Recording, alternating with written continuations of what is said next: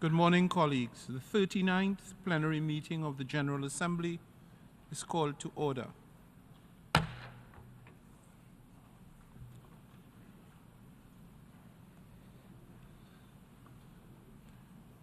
Before we proceed to consider the items on our agenda for this morning, it is my sad duty to pay tribute to the memory of His Excellency Samuel Rudolph Insinali, President of the 48th session of the General Assembly, who passed away on 26 November 2023. On behalf of the General Assembly, I should like to convey our deepest condolences to the government and people of Guyana and to the bereaved family of Mr. Insinali.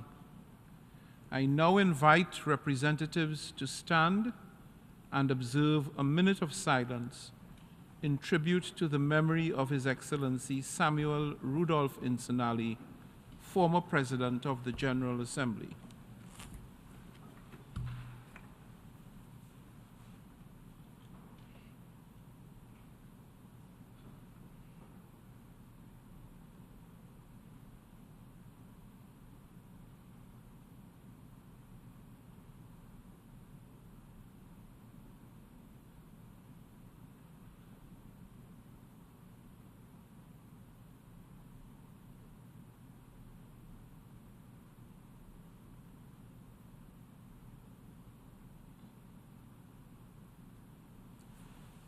Thank you very much.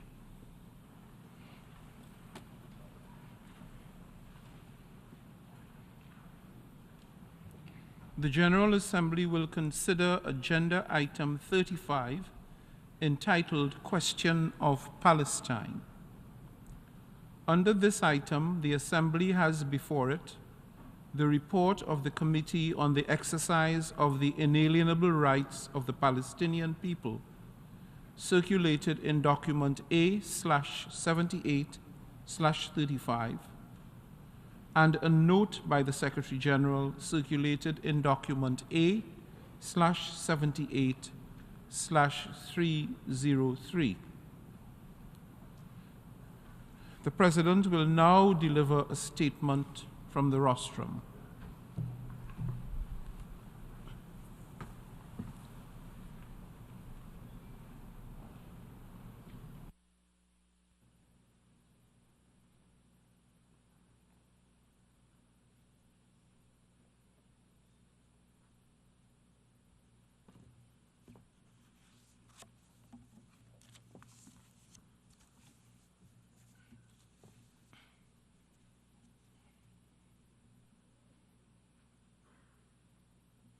Honorable Ministers,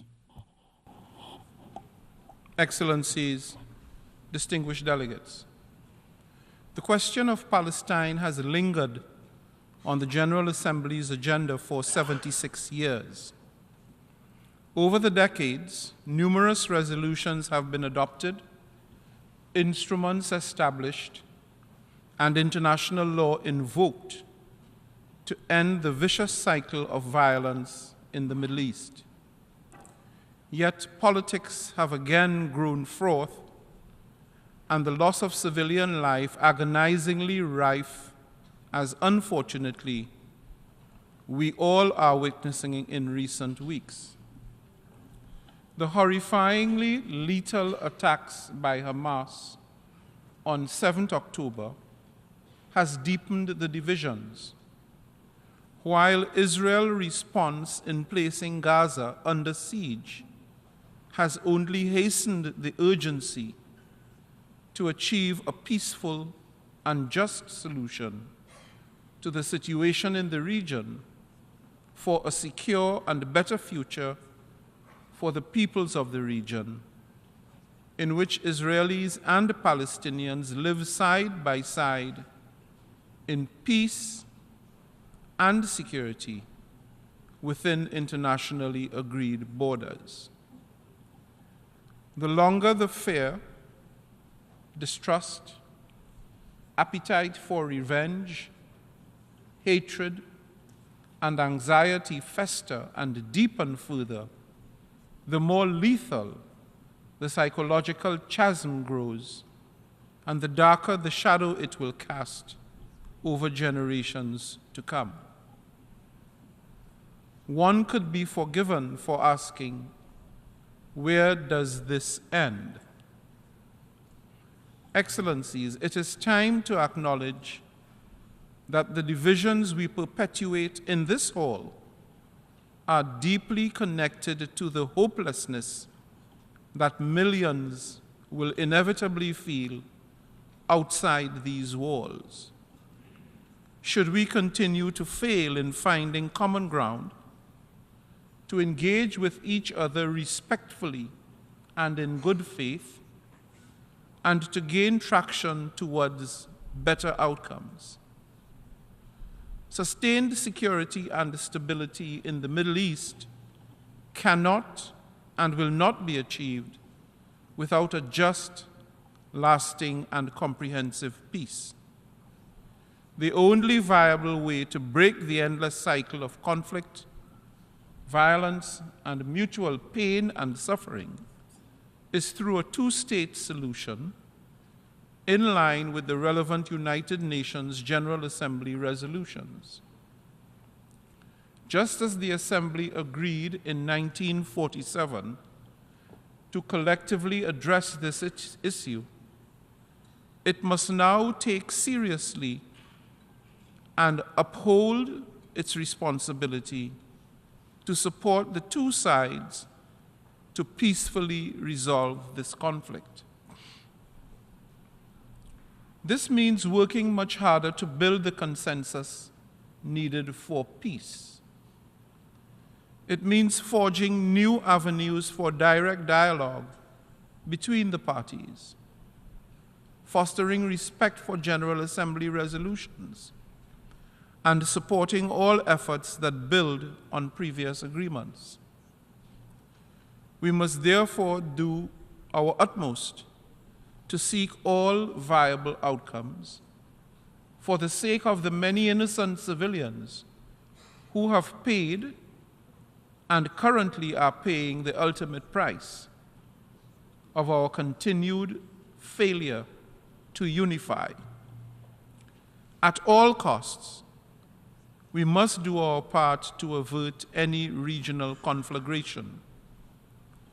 Distinguished delegates, in this context, I welcome the opportunity of the temporary ceasefire that allowed for the release of hostages over the weekend and access to much-needed humanitarian aid to the people of Gaza and all affected areas.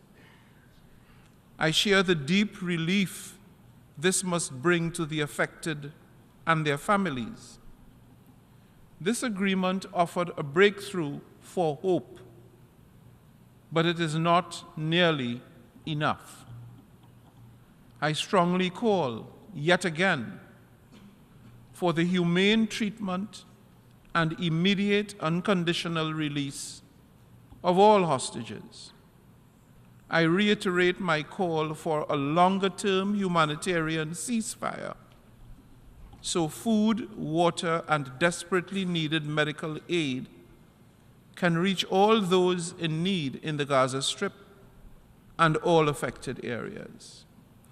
Humanitarian aid corridors must remain open and secure, and more assistance simply must be allowed to enter Gaza and all affected areas. I strongly condemn the indiscriminate damage caused to UNRWA schools that are now housing more than 1 million internally displaced persons. It is unthinkable that in the prosecution of this war, contrary to the rules of war, schools are no longer inviolable, nor are they used exclusively for their intended purpose, that is, education. Under international law, the protection of civilians is and must remain paramount. I therefore urge member states to provide sustainable and predictable support to UNRWA as it works to rebuild and valiantly address the biggest humanitarian crisis since its establishment.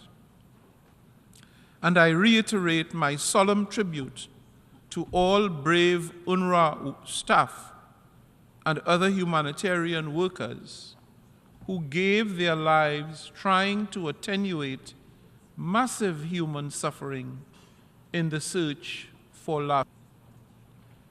Excellencies, amid this carnage and extraordinary loss and sacrifice, we must find our way back to rebuild trust, Trust that the words of the Universal Declaration of Human Rights, that all human beings are born free and equal, that all deserve a life free from fear and want, and not written in vain.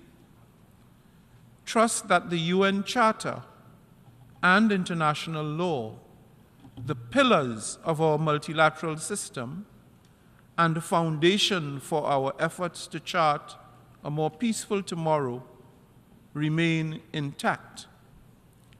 Trust that parents and relatives on both sides of this conflict throughout the Middle East will be able to put their children to bed each night in safety. I repeat, in safety. Ralph Bunche, who received the Nobel Peace Prize in 1950 for his work as a UN mediator, had similar aspirations when he expressed his hope for morality in the relations among nations.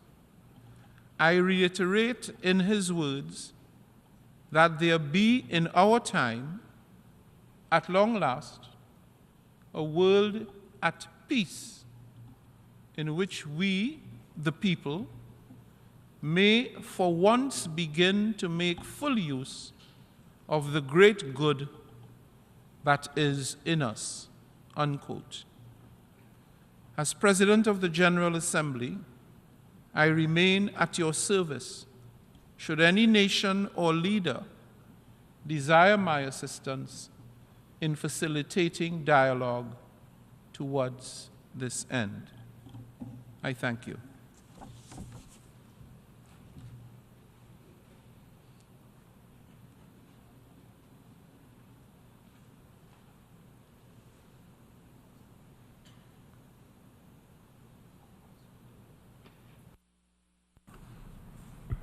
I now give the floor to His Excellency Ahmad Faisal Mohammed of Malaysia in his capacity as Vice Chair of the Committee on the Exercise of the Inalienable Rights of the Palestinian People to introduce the committee's report.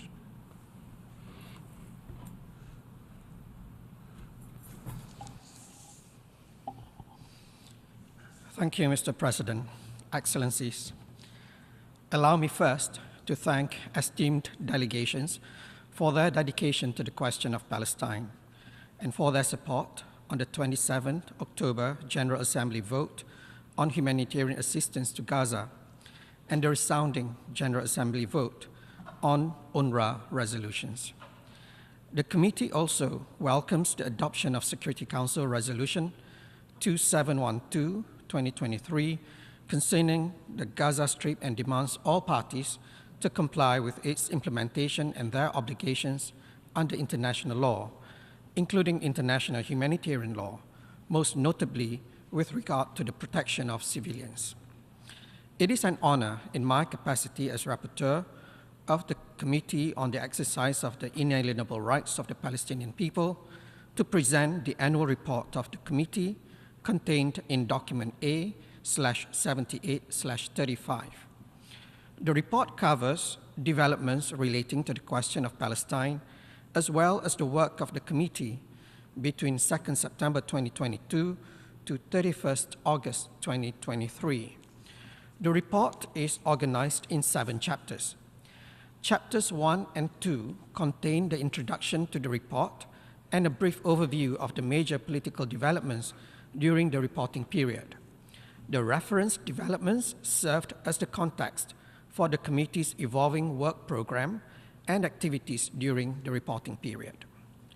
Chapters 3 and 4 outline the mandate entrusted to the committee by the General Assembly and contain information on the organization of the committee's work during the year. Chapter 5 features the work of the committee as well as the activities carried out on its behalf by the Division of Palestinian Rights around 4 major aspects of its mandate. 1, mobilization of the diplomatic community.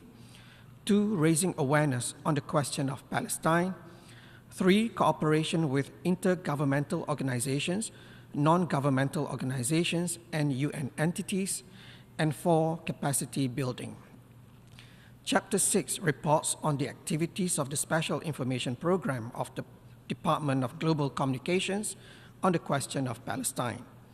The last and final Chapter 7 of the report contains recommendations of the committee to this Assembly and other relevant actors, which are based on the international consensus and the Secretary General's known position on the question of Palestine. Specifically, the committee calls on Israel to halt and reverse its ongoing annexation, home demolitions, settlement expansions, and the forced displacement of Palestinians, including women and children. The committee urges Israel to reverse punitive measures against the Palestinian Authority, cease the disproportionate use of lethal force, and protect Palestinian civilians, including from Israeli settlers, in line with its obligations under relevant UN resolutions and international humanitarian law. The committee calls on Israel to respect the status quo at the holy sites in Jerusalem, ensure peaceful religious practices, and lift the ongoing land, air, and sea blockade of Gaza. The committee deems unilateral decisions taken by member states to recognize Jerusalem as the capital of Israel as null and void, and urges member states to officially recognize the state of Palestine in order to promote the two-state solution. The committee will continue to encourage all supporters of the two-state solution to assist with the resumption of meaningful multilateral negotiations towards the achievement of a peaceful settlement on the basis of the long-standing international parameters for a just solution.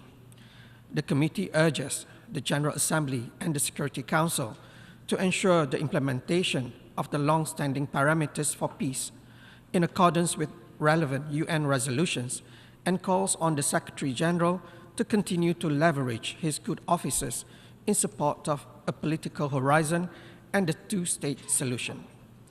The committee urges regional organizations to take a politically active role to put an end to the Israeli occupation and to achieve a just and lasting resolution to the question of Palestine, such as the one offered by the Arab Peace Initiative. In a similar vein, the committee urges member states to review anti-terror legislation affecting Palestinian civil society organizations. The committee urges member states to support UNRWA with sustainable funding and calls on them to carefully review Israel's use of anti-terror legislation against Palestinian civil society organizations with a view to delegitimize and undermine their activities. The committee conveys its gratitude to the Division for Palestinian Rights of the Department of Political and Peacebuilding Affairs for its support for the committee's work. It requests the division to continue to provide substantive and secretariat support for all aspects of its mandate. The committee requests the continuation of the Special Information Program on the question of Palestine of the Department of Global Communications, which has made an important contribution to informing the media and the public. Excellencies, tomorrow we will observe the International Day of Solidarity with the Palestinian people in the ECOSOC chamber from 9 a.m. to 12 p.m. At 1 p.m., the committee will inaugurate the exhibition entitled Palestine, a Land with a People, in the visitors' lobby. We invite all member states to attend tomorrow's events and to submit messages of solidarity from their respective heads of state and governments. This year, in particular, the Solidarity Day observance, mandated by this body and in such tragic times when humanity is tested, presents an opportunity to renew our commitment to protect the inalienable rights of the Palestinian people and salvage the two-state solution. Thank you, Mr. President. I should like to thank the Vice Chair of the Committee on the Exercise of the Inalienable Rights of the Palestinian People. Next on my list is the Permanent Observer of the State of Palestine.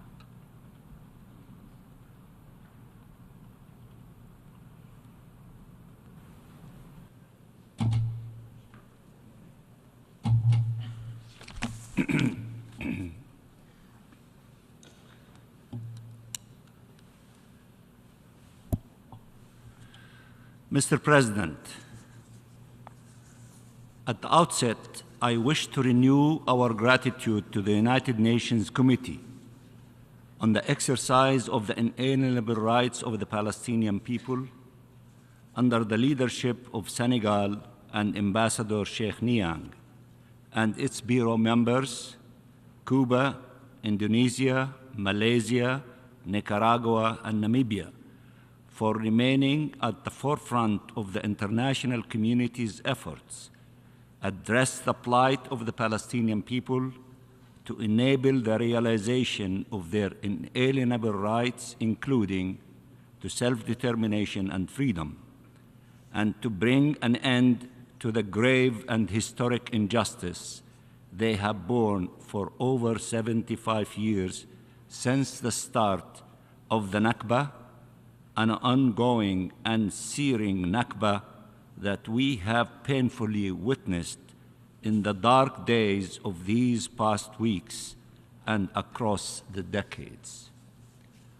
We are grateful to Ambassador Ahmad Faisal Mohammed, Vice Chair, for presenting the committee's annual report to the General Assembly, reflecting on the committee's many efforts over the past year and its appeals to the international community as we gather once again in this assembly to address the question of Palestine, to take stock of where we are today and where we are going, as the United Nations carries forth in its permanent responsibility towards the question of Palestine until it is justly resolved in all its aspects in accordance with international law and the relevant UN resolutions.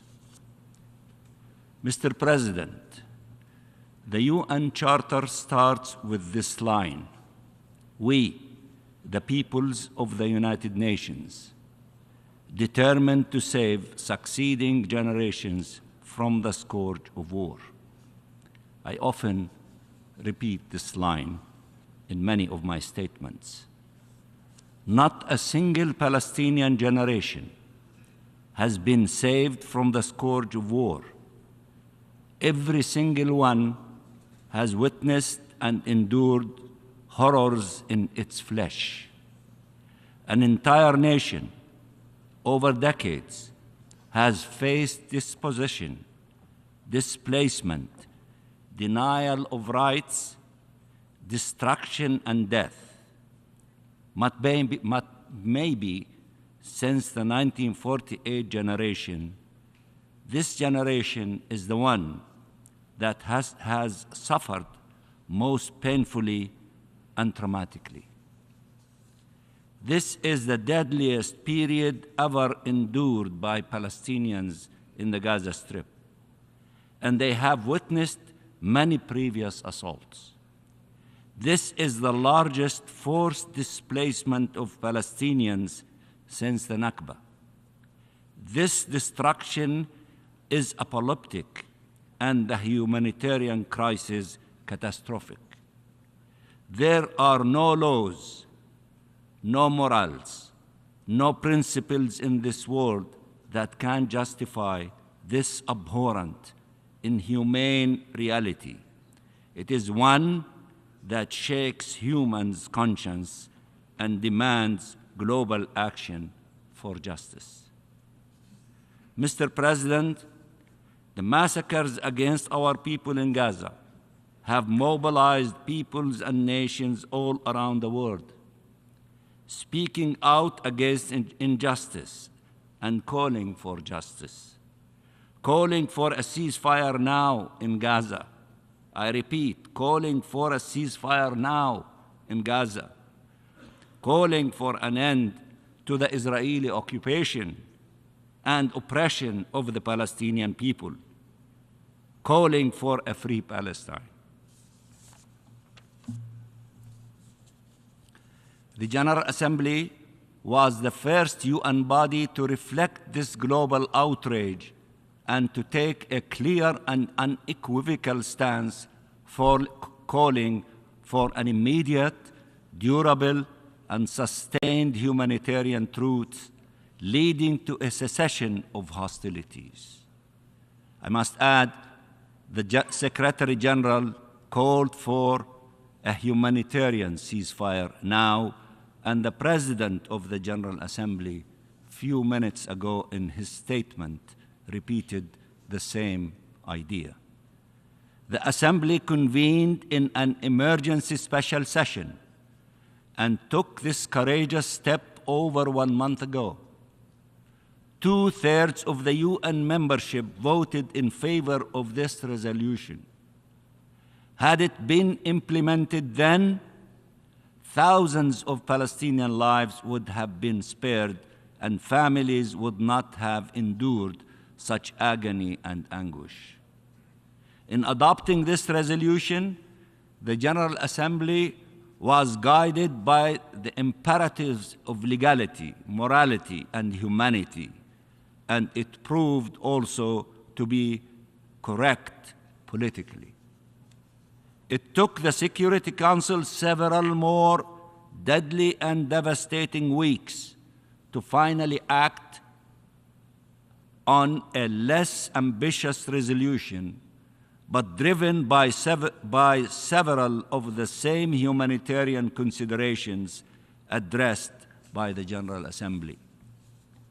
As the Assembly's resolution had foreseen, only a truce could allow sincere efforts to begin to address the humanitarian catastrophe being inflicted by Israel, the occupying power, in Gaza.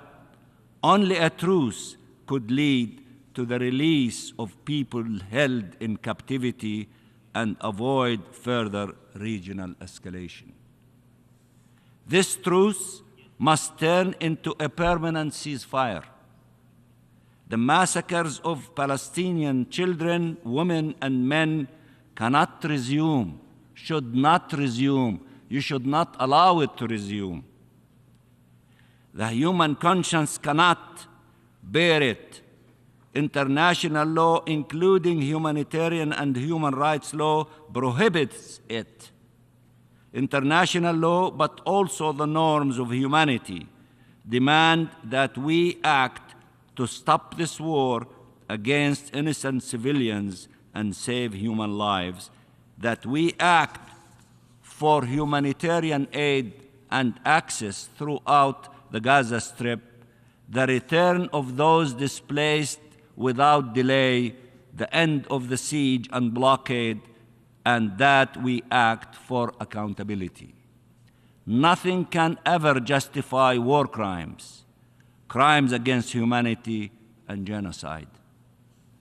Mr. President, as more and more images of the devastation in Gaza reaches the world, each one of us has a choice to make, either for protection of civilians or their slaughter, either for the rule of international law or indiscriminate vengeance, either for the prospect of peace or perpetual conflict. Virtually every nation represented here has decided, some sooner other than later, to join the right side of history. Now we need to stand united in putting an end to this madness and charting a way forward for a more just, peaceful, stable future. Mr. President, 15,000 Palestinians have been killed in Gaza, including more than 6,000 children and 4,000 women. More than 30,000 people have been wounded, with many suffering amputations and burns, enduring their injuries and pain without medical care and with nowhere safe to heal and recover. Over 1.8 million civilians in Gaza, or nearly 80% of the population, are estimated to be internally displaced. The majority of them refugees, displaced for the second, third, or fourth times in their lives. Of them, nearly 1.1 million are sheltering in 156 UNRWA facilities across Gaza, bearing indignities that no human should be forced to bear, and still not protected even under the UN flag.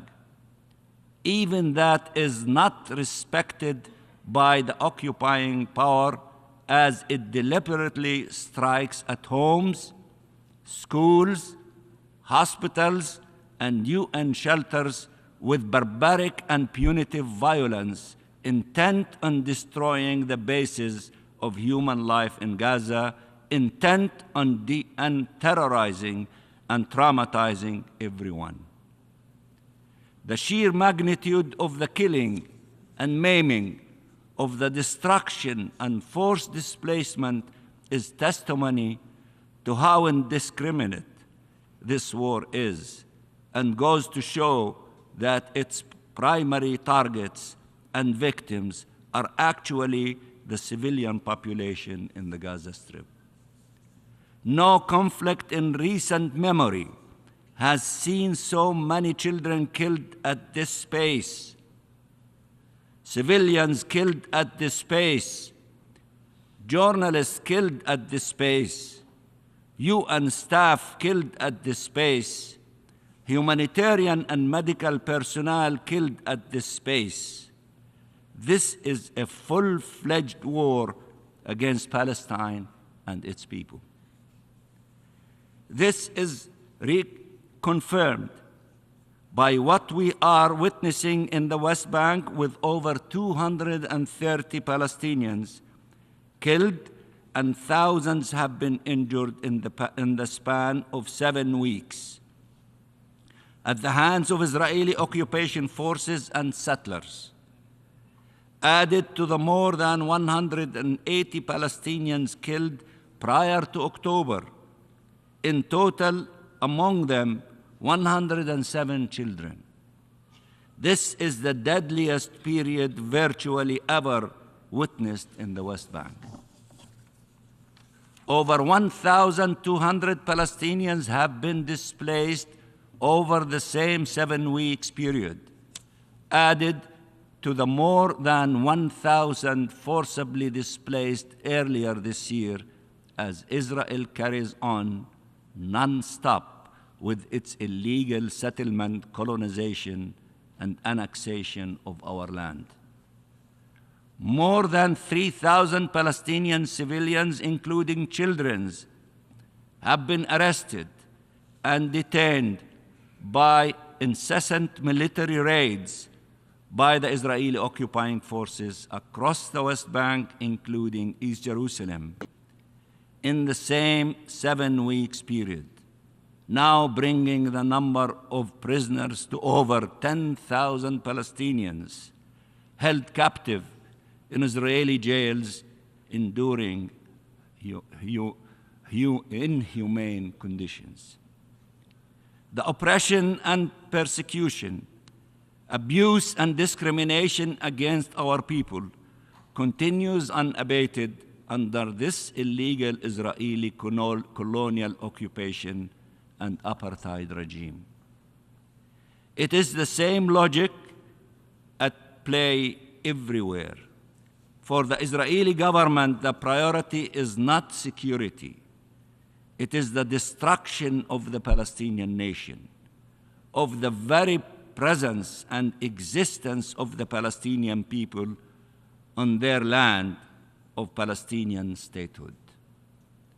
Even at the expense of security, through dispossession, displacement, denial of rights, and if all that is not enough, then through death, even their right to life is denied. You know how we know all this? Because Israeli leaders cannot get themselves to hide it anymore.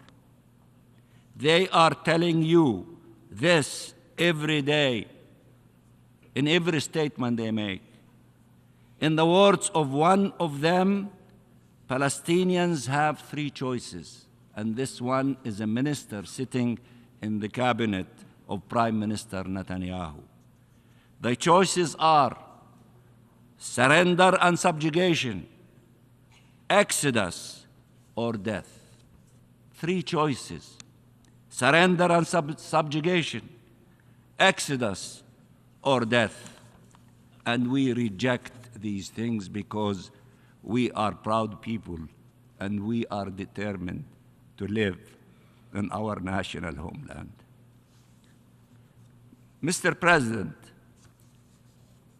this catastrophe demonstrated two things: that there is no peace in the Middle East without a just and lasting solution to the question of Palestine, in accordance with international law and the relevant UN resolutions, and that Palestinian freedom, not further oppression and occupation, is the path to peace and security for all. Palestinian rights cannot continue to be subordinated, violated, or erased. They are inalienable, just like for all peoples. The right to self-determination, the right of our refugees to return, the right to life, the right to exist in dignity and peace and stability in our homeland, Palestine. Palestine cannot remain the exception to the rule of law and the enjoyment of human rights. All our efforts must be dedicated now to prevent further massacres and to ending the assault on the lives and existence of the Palestinian nation. But we must, in parallel, be preparing for an unprecedented, bold, and collective effort to end colonization and occupation and apartheid and to achieve peace.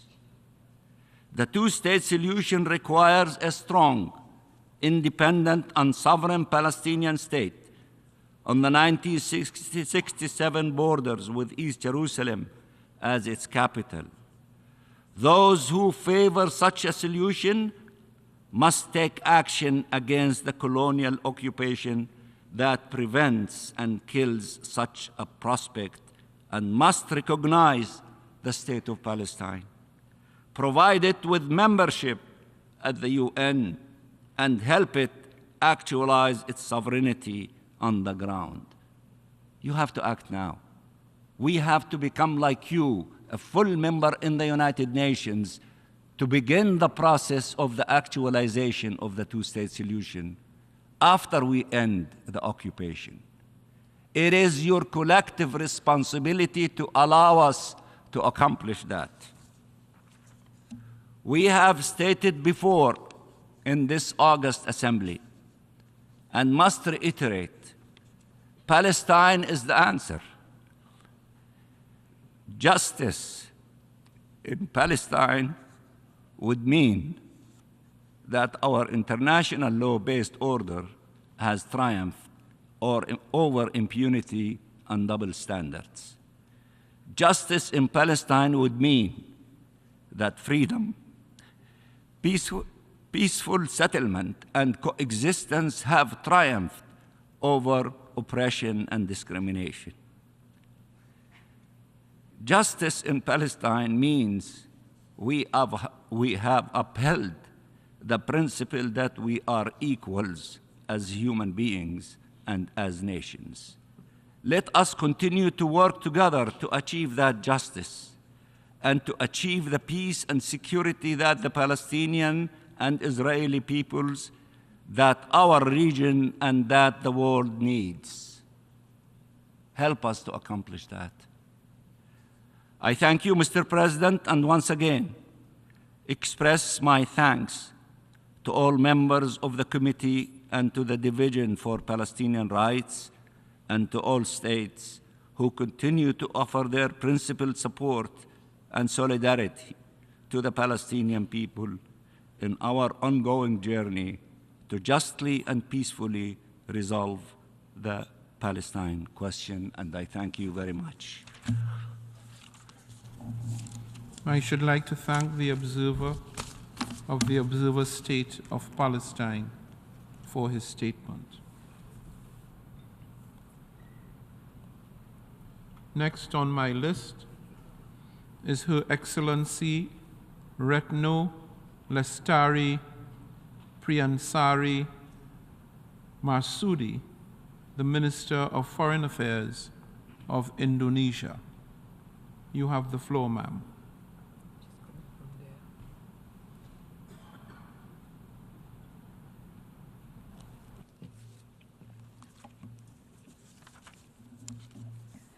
Bismillahirrahmanirrahim.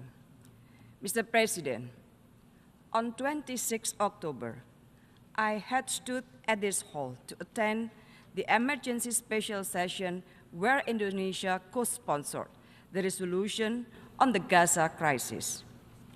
I have flown back to New York City, back to this rostrum, because I care about justice, because I care about humanity and about Palestine. I cannot stand still to see thousands of deaths of innocent women and children. I cannot stand still to see homes, schools, and hospitals being flattened to rubble. Can you stand still seeing of this horrific situation? On November 11, the Joint Summit of Arab League's OIC issued a strong position on the importance of unhindered humanitarian assistance, permanent ceasefire, and two-state solution. Last week, together with a number of the OIC foreign ministers, I traveled to Beijing, Moscow, London, and Paris. Those countries are permanent members of the Security Councils. I urge them to do more for justice and humanity for Palestine. And I will continue this effort to reach and talk to as many countries as possible. Mr. President, can I ask, is what Israel doing consistent with the international law? Is it consistent with international humanitarian law? Let us be honest to ourselves in answering this question. And if we really want to defend justice and humanity, there are 4 issues we should work for. First, we need a permanent ceasefire. The first extended pause in hostilities is a welcome start to end these atrocities. But these uneasy pauses will not be enough. We need a ceasefire. Without it, it will be difficult to do the rest, to save lives, and for aid agencies to work in Gaza. Second, ensure unhindered humanitarian assistance. Massive humanitarian aid is needed in Gaza. we need to scale up humanitarian assistance. We must support UNRWA and other humanitarian agencies to help 1.7 million Palestinians forcibly displaced in Gaza. Indonesia is committed to scaling up assistance, including by deploying our floating hospital. Third, we must stand for justice. Even wars have rules and limits, and these are nowhere to be seen in Gaza. Attacks against hospitals, schools, places of worship, refugee camps should not be normalized. I repeat, should not be normalized. We must call a spade a spade. What has taken place in Gaza are clear violations of international humanitarian law, and failure to act may equal to complicity. We must also call out double standard in the application of international law, which seriously undermine the sanctity of the law itself. Indonesia therefore supports efforts to ensure accountability of Israel at various relevant forums, including the International Court of Justice. And fourth, restart the Palestine-Israel peace and political process. Mr. President, addressing the question of Palestine requires us to address the root causes, plain and simple. The occupation on the Palestinian land must end. There are no military solution to this conflict. Political solution is the only answer.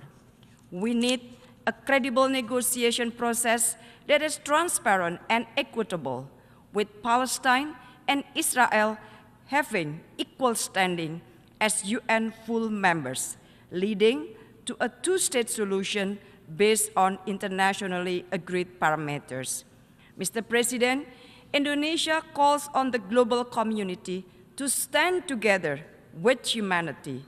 Only by uniting can we bring peace to Palestine and the region. Only by using our heart can we bring humanity and justice. I thank you very much.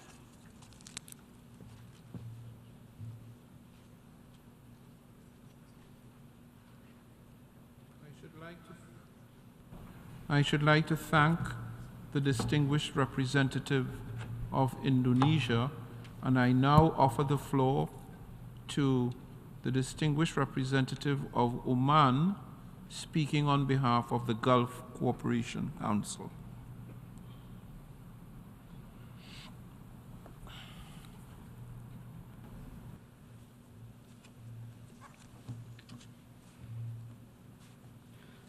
سعادة الرئيس أتشرف أن أدلي بهذا البيان Mr. President, it is my honor to نيابة عن deliver دول مجلس this التعاون address on لدول الخليج behalf العربية of the وهي GCC countries, الإمارات العربية which are the المتحدة United Arab Emirates, مملكة البحرين the Kingdom of المملكة العربية Bahrain, السعودية the Kingdom of دولة Saudi قطر Arabia, the State of دولة الكويت Qatar, the وبلاد State of سلطنة Kuwait, and my عمان country, the Sultanate of Oman. وذلك في إطار مناقشة This الجمعية is العامة in في line دورتها with the 78 البند GA's 35 discussion وعنوان of قضية فلسطين item 35 on the question of وأود Palestine. كذلك أن أتقدم I would بخالص like التقدير to لمعالي express my الأمين sincere العام للأمم appreciation to His المتحدة وسعادة Excellency, the رئيس Secretary General of the United لجنة الأمم Nations, and His المتحدة المعنية Excellency, بممارسة the الشعب President of the الفلسطيني Committee on the exercise of بحقوقه غير the القابلة inalienable rights of للتصرف the على Palestinian التقارير people المعروضة أمامنا حول for the البند قيد reports under المناقشة. consideration under the سعادة item الرئيس discussed السيدات today. والسادة Mr. المحترمين President, Excellencies, البداية ladies and تؤكد دول gentlemen, مجلس at التعاون على الموقف الخليجي the المشترك outset, والذي our يطالب member بإنهاء العدوان states الغاشم call for الذي the تشنه end of قوات the الاحتلال indiscriminate الإسرائيلي على attack قطاع غزة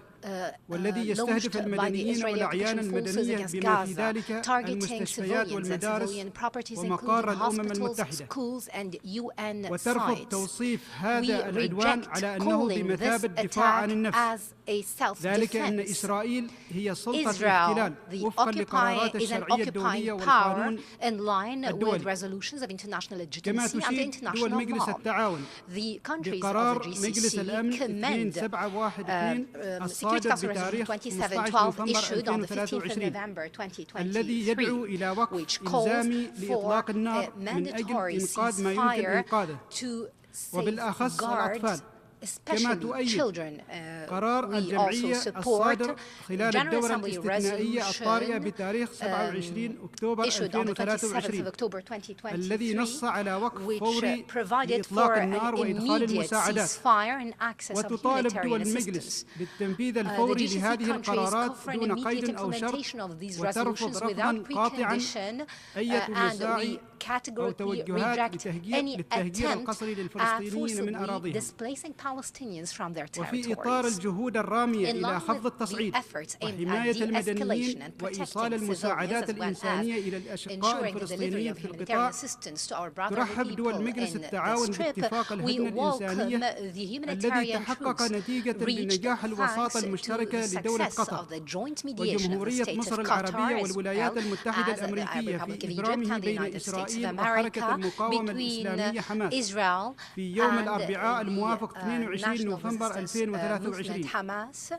وإذ تشيد دول We مجلس التعاون بهذا commend الاتفاق this deal. المهم تدعو It is الأطراف of great importance. كافة إلى We also الالتزام call upon ببنوده all parties وتأمل to أن abide by تؤسس هذه its الهدنة terms. We hope الإنسانية that this لوقف humanitarian إطلاق truce نار would إنساني دائم lead to a يوقف حالة الحرب continuous ونزيف humanitarian truce الدم that would put ويفضي إلى an end محادثات to the جادة bloodshed لعملية and سلام lead to شامل serious وعادل وفقا talks لقرارات for الشرعية a just الدولية. and comprehensive peace in line سعادة with resolutions الرئيس of international السيدات legitimacy. والسادة Mr. المحترمين President, honorable ladies تدين and دول gentlemen, مجلس the التعاون countries of بأشد the العبارات GCC الجرائم strongly الإسرائيلية condemn المستمرة ضد الشعب الفلسطيني بما في ذلك استخدام الأسلحة المحرمة دوليا وتطالب المجتمع الدولي بمحاسبة سلطة الاحتلال الإسرائيلي عن تلك الجرائم اللا إنسانية والتي تعد خرقا صارخا للقانون الدولي الإنساني وتجدد رفضها واستنكارها لأي محاولات لضم المستوطنات في الضفة الغربية إلى إسرائيل وهو ما يمثل انتهاكا صريحا لميثاق الأمم المتحدة ومبادئ القانون الدولي والقرارات الدولية ذات الصلة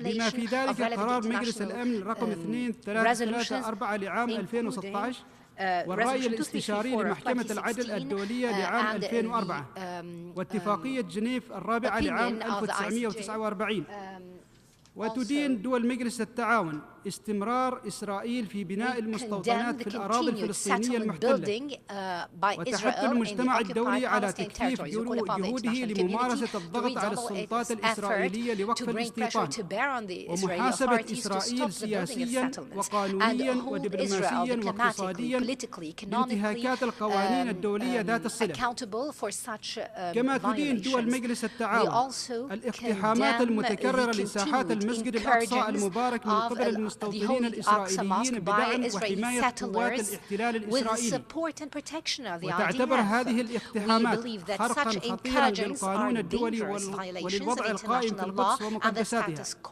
وانتهاكا لقدسية المسجد الأقصى المبارك واستفزازا لمشاعر المسلمين حول العالم كما تود دول مجلس التعاون رفضها كما تؤكد دول مجلس التعاون رفضها لجميع الممارسات الإسرائيلية التي تهدف إلى تغيير الوضع القانوني والتاريخي للمسجد الأقصى المبارك أو تشجع على تقسيمه وتشدد على أن هذه الانتهاكات والهجمات المتواصلة على المقدسات تزيد من حدة التوتر وتقوض من جهود السلام وتدفع الأوضاع نحو دوامة عنف مستمرة.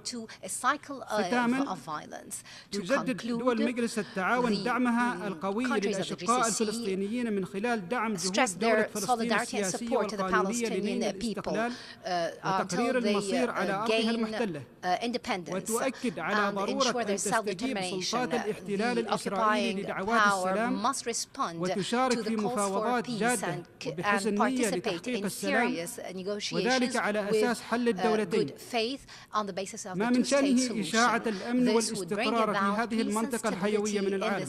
وشكرا سعادة الرئيس. Thank you, Mr. President.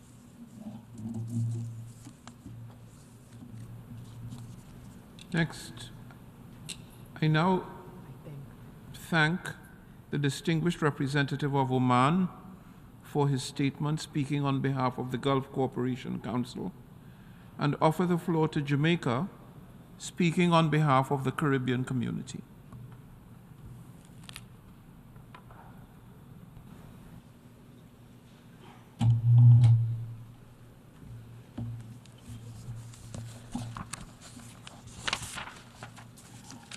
President, I do have the honor to deliver this statement on behalf of the 14 member states of the Caribbean community in contribution to this important debate on agenda item 35, the question of Palestine. Mr. President, CARICOM shares the concern of the many member states who are deeply disheartened by the decades-long perpetuation of the Palestinian question.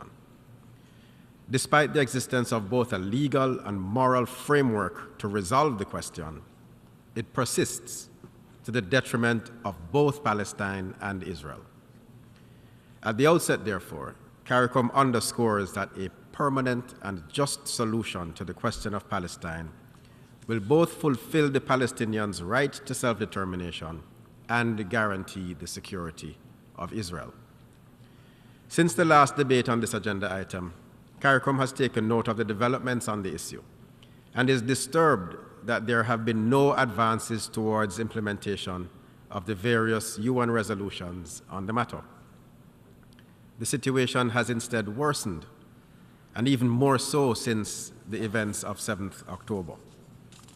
And in considering the events of 7th October, CARICOM emphasizes that violence and hostility will not bring about any lasting solution to the Palestinian question. It has shown instead to stoke fear and mistrust and breed massive suffering and insecurity. CARICOM therefore emphasizes the obligation of all UN member states to be guided by the principles of the Charter in their conduct of international relations.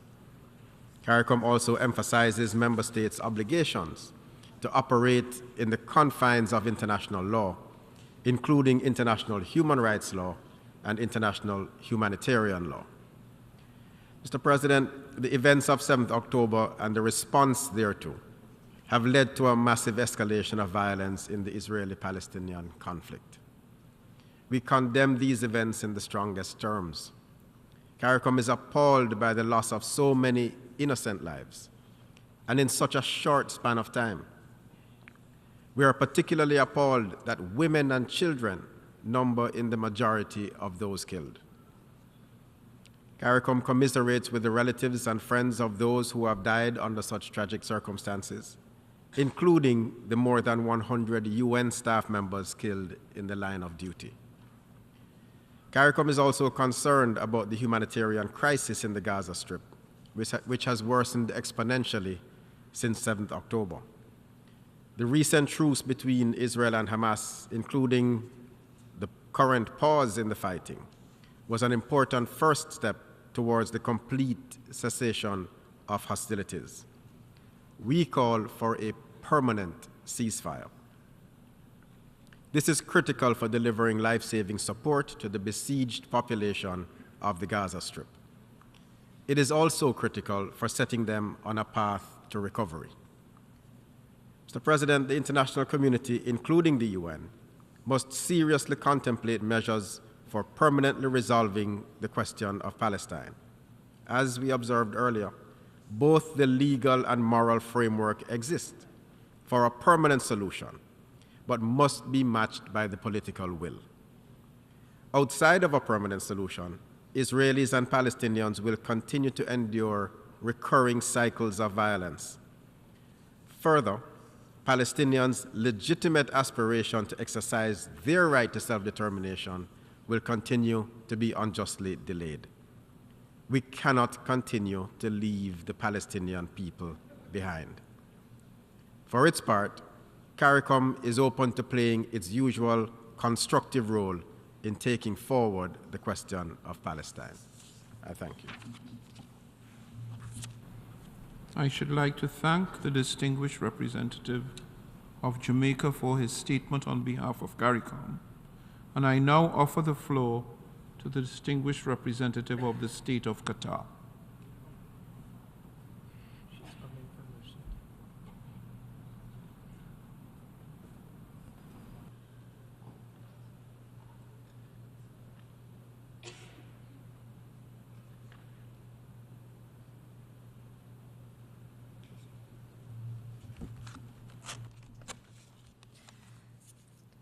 Mr. President, I would like to thank you for holding this meeting. I would also like to thank the chairing members of the Committee on the Exercise of the Inalienable Rights of the Palestinian people.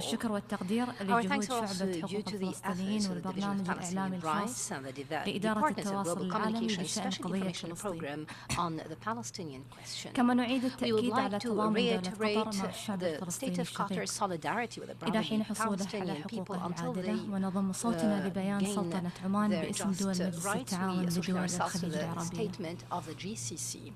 السيد الرئيس ينعقد هذا الاجتماع في ظل President, أسوأ كارثة إنسانية يعيشها أشقائنا الفلسطينيين في قطاع غزة، وذلك بسبب التصعيد العسكري الإسرائيلي على القطاع الذي تمثل في القصف العشوائي العنيف والتوغل العسكري البري الذي أسفر حتى الآن عن أكثر من 50,000 من القتلى والمصابين والمفقودين تحت الركام من المدنيين العزل. وتشكل نسبة كبيرة منهم من النساء والأطفال، الأمر الذي دفع لبعض المسؤولين الأمميين إلى وصف القطاع بمقبرة الأطفال. وفي هذا الصدد تجدد دولة قطر إدانتها للجرائم الدولية الجسيمة التي يرتكبها الاحتلال الإسرائيلي ضد الشعب الفلسطيني الشقيق، وتدين بأشد العبارات الاستهداف الممنهج للمستشفيات والمدارس وتجمعات السكان في القطاع، وما يمثله من خرق سافر للقوانين والاتفاقيات الدولية، لا سيما اتفاقية جنيف الرابعة. ونجدد دعوة دولة قطر إلى تشكيل لجنة دولية للتحقيق في الجرائم التي يرتكبها الاحتلال الإسرائيلي بحق المدنيين في قطاع غزة. سيد الرئيس، تجدد دولة قطر إدانتها الشديدة للاعتداءات المتكررة على المسجد الأقصى المبارك من قبل إسرائيل السلطة القائمة بالاحتلال والمستوطنين الإسرائيليين، ونؤكد أن تلك الاعتداءات تعتبر انتهاكا صارخا للقانون الدولي واستفزازا لمشاعر المسلمين. كما نشدد على أن أي محاولات للمساس بالوضع التاريخي والقانوني القائم للأماكن المقدسة الإسلامية والمسيحية في القدس الشرقية المحتلة وتقسيم المسجد الأقصى المضاعف زمانيا ومكانيا وتقييد حرية الصلاة للمسلمين فيه هي محاولات باطلة بموجب القانون الدولي وقرارات الأمم المتحدة ذات الصلة. وفي هذا السياق ترحب دولة قطر بالتوصية الواردة في تقرير اللجنة المعنية بممارسة الشعب الفلسطيني بحقوقه غير القابلة للتصرف، والتي تدعو الاحتلال الإسرائيلي بالوفاء بالالتزاماته وفقا للقانون الدولي الإنساني والقانون الدولي لحقوق الإنسان. السيد الرئيس، تؤكد دولة قطر مجددا بأن التصعيد الذي يقوم به الاحتلال الإسرائيلي ومحاولاته المستمرة لفرض الأمر الواقع للهروب من دفع استحقاقات السلام الشامل والعادل لم يثنيها عن سعيها الحثيث من أجل السلام العادل ودعوتها المستمرة بضرورة الحل الشامل والعادل للقضية الفلسطينية العادلة، وذلك بما يضمن حق الشعب الفلسطيني الشقيق في تقرير مصيره وإقامة الدولة الفلسطينية المستقلة على حدود عام 1967 وعاصمتها القدس الشرقية، وذلك على أساس مبدأ حل الدولتين وتنفيذا لقرارات الشرعية الدولية مما يتطلب إنهاء الاحتلال الإسرائيلي لسائر الأراضي العربية المحتلة بما فيها الجولان السوري المحتل والأراضي اللبنانية المحتلة، فهذا هو الطريق الأوحد إلى السلام والاستقرار في منطقة الشرق الأوسط.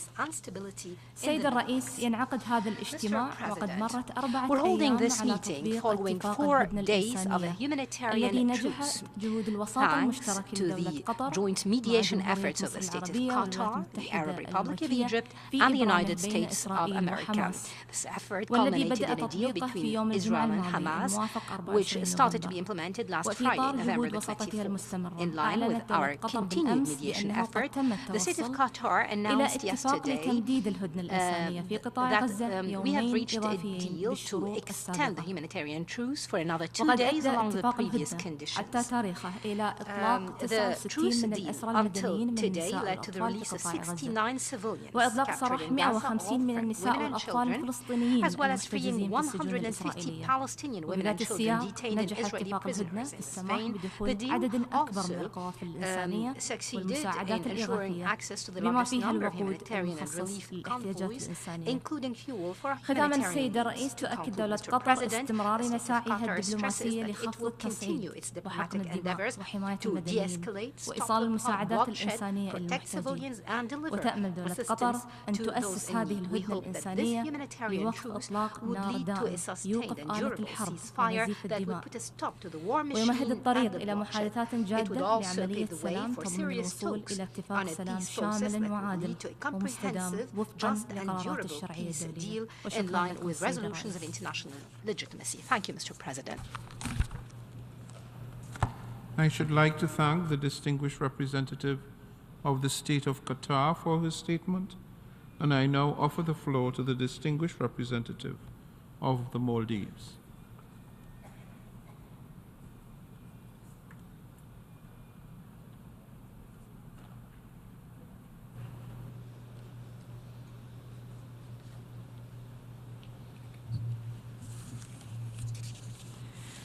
Thank you, Mr. President.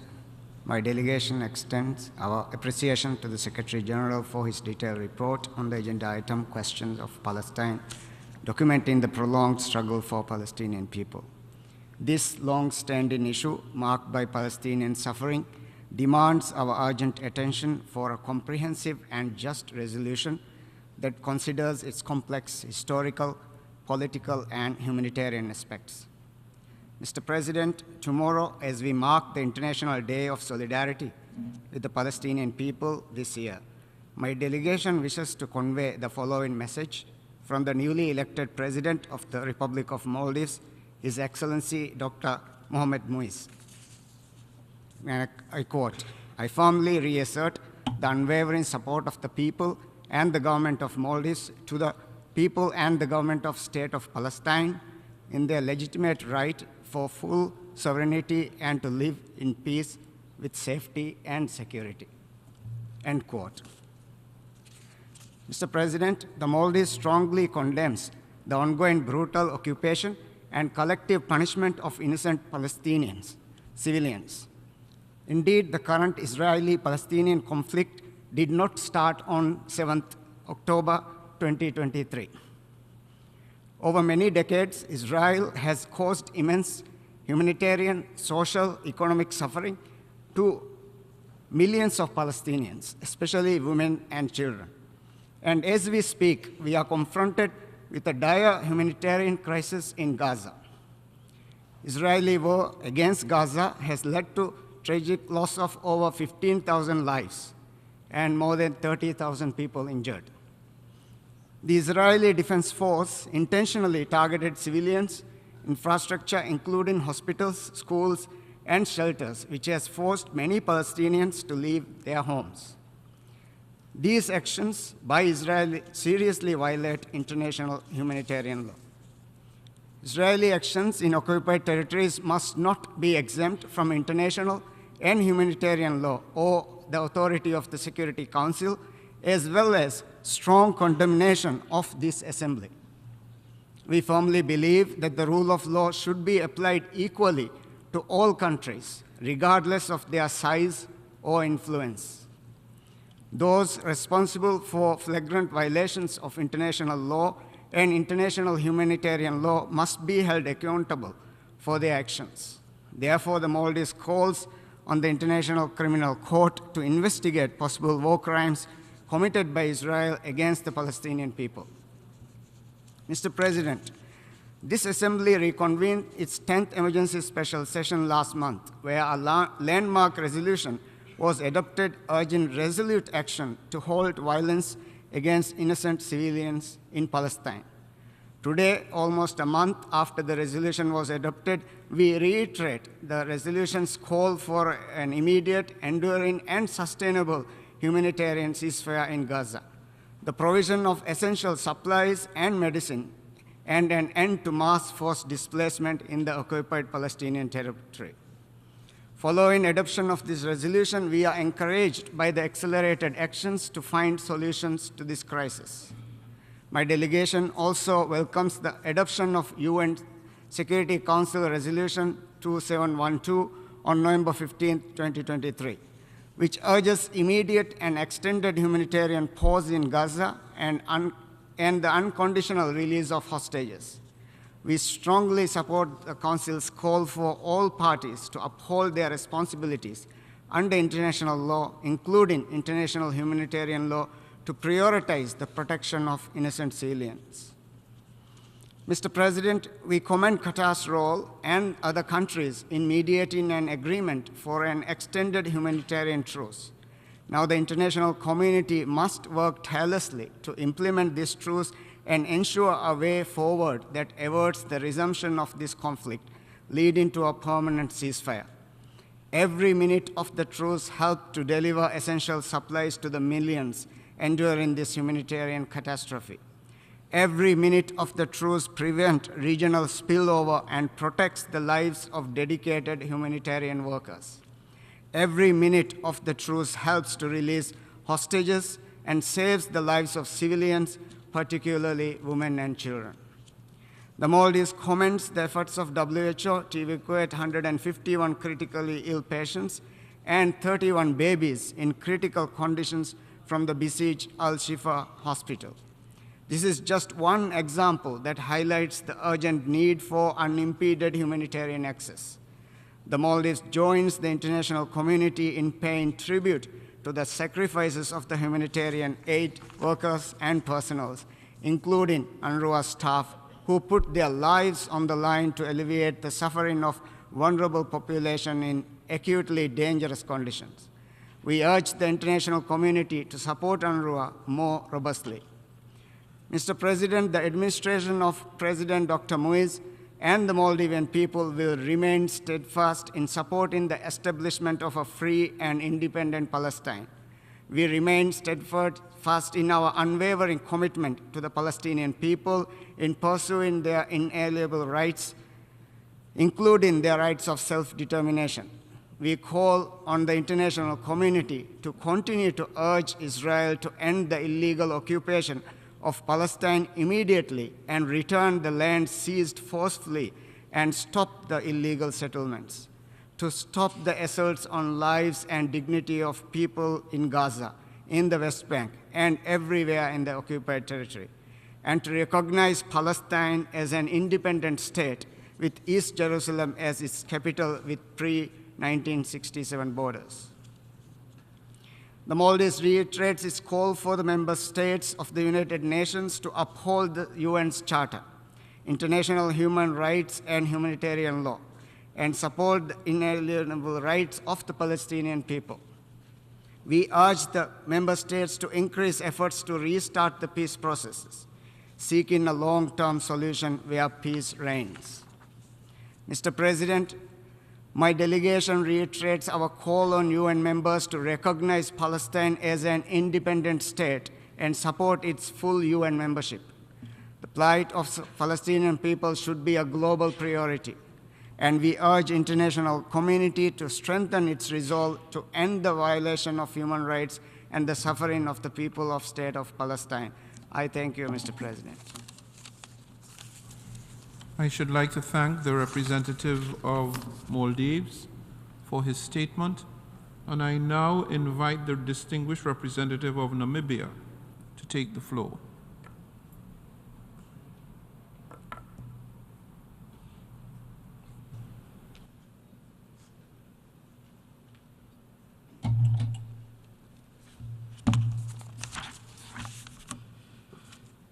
Mr. President, my delegation appreciates the respect and honor bestowed on His Excellency Samuel Rudolph Nsunali, the President of the 48th United Nations General Assembly this morning. We remember his steadfast support for the cause of Namibia, our right to self-determination, freedom and independence, through his active role as a Vice President of the then Council for Namibia. These are the same expectations and rights that we are eagerly awaiting to be extended to the people of Palestine. I extend my gratitude to the Secretary General for the insightful report on the economic repercussions of the Israeli occupation for the Palestinian people, particularly the welfare cost resulting from the fragmentation of the occupied West Bank. We also appreciate the report presented by the Committee on the Inalienable Right of the Palestinian People. Tomorrow, the government of the Republic of Namibia will stand in solidarity with the international community to observe the International Day of Solidarity with the Palestinian people. Regrettably, this occasion occurs amidst a continued surge in violence marked by brutal force. In the past 2 months alone, over 14,000 Palestinians, including 4,000 women and more than 6,000 children, and over 100 United Nations employees have tragically lost their lives in this escalated violence. Despite the clear breaches of international law and humanitarian principles, the United Nations Charter has not consistently provided a safeguard. The occupation of Palestine, with its illegal nature, has brought about severe economic, social, cultural, and humanitarian consequences. The continual violation of international law and numerous resolutions from the General Assembly and the Security Council is deeply concerning. The world continues to witness in horror the unabated full-scale aggression against the Palestinian people, sparing neither hospitals, refugee camps, holy sites, nor schools. These are clear violations of international law and international humanitarian law. This abnormality requires urgent attention and a collective responsibility to resolve this long-standing conflict. Mr. President, Namibia welcomes the adoption of UN Security Council Resolution 2712. While we call for an immediate and permanent cessation of violence and abated aggression, we thank the governments of Qatar, Egypt, and the United States for their invaluable role in facilitating these humanitarian pauses. We, however, condemn reports of violence against outside Gaza, including the latest attack on the Jenin refugee camp. Namibia reiterates her call for unhindered access to humanitarian aid for the most vulnerable and an immediate end to the forced mass displacement of the Palestinian people. Earlier this year, the Namibian government made a submission to the International Court of Justice as part of the ongoing proceedings and eagerly awaits the advisory opinion of the court to determine the consequences of Israel's continued illegal occupation of Palestine. The international community must intensify its efforts to realize a just, lasting, and comprehensive peace in the Middle East based on relevant United Nations Security Council resolutions. Israel must be held accountable for continually violating these resolutions. Mr. President, as we approach the 75th anniversary of the Universal Declaration of Human Rights, we must reflect on how the people of Palestine relate to human rights, which are supposed to be indivisible, inalienable, and universal. The exercise of Palestinian self-determination and statehood has been severely impaired by unlawful measures, including settlement expansion and the construction of barriers in the West Bank, including in East Jerusalem. Namibia stands unwavering in its support for the Palestinian people until they can exercise their inalienable right to self-determination. The question of Palestine demands resolution. Collectively, we bear responsibility to strengthen our resolve in the face of injustice to make this a reality. The moment is now. I thank you. I should like to thank the distinguished representative of Namibia for his statement, and I now offer the floor to the distinguished representative of Turkey.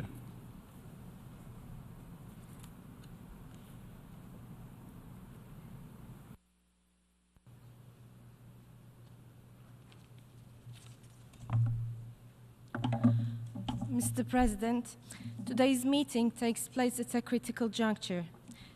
The state of Palestine and the Palestinian people are facing the biggest tragedy in recent history. The scale of destruction and loss is at unimaginable levels. Since the 7th of October, the death toll in Gaza reached nearly 15,000, mostly women and children.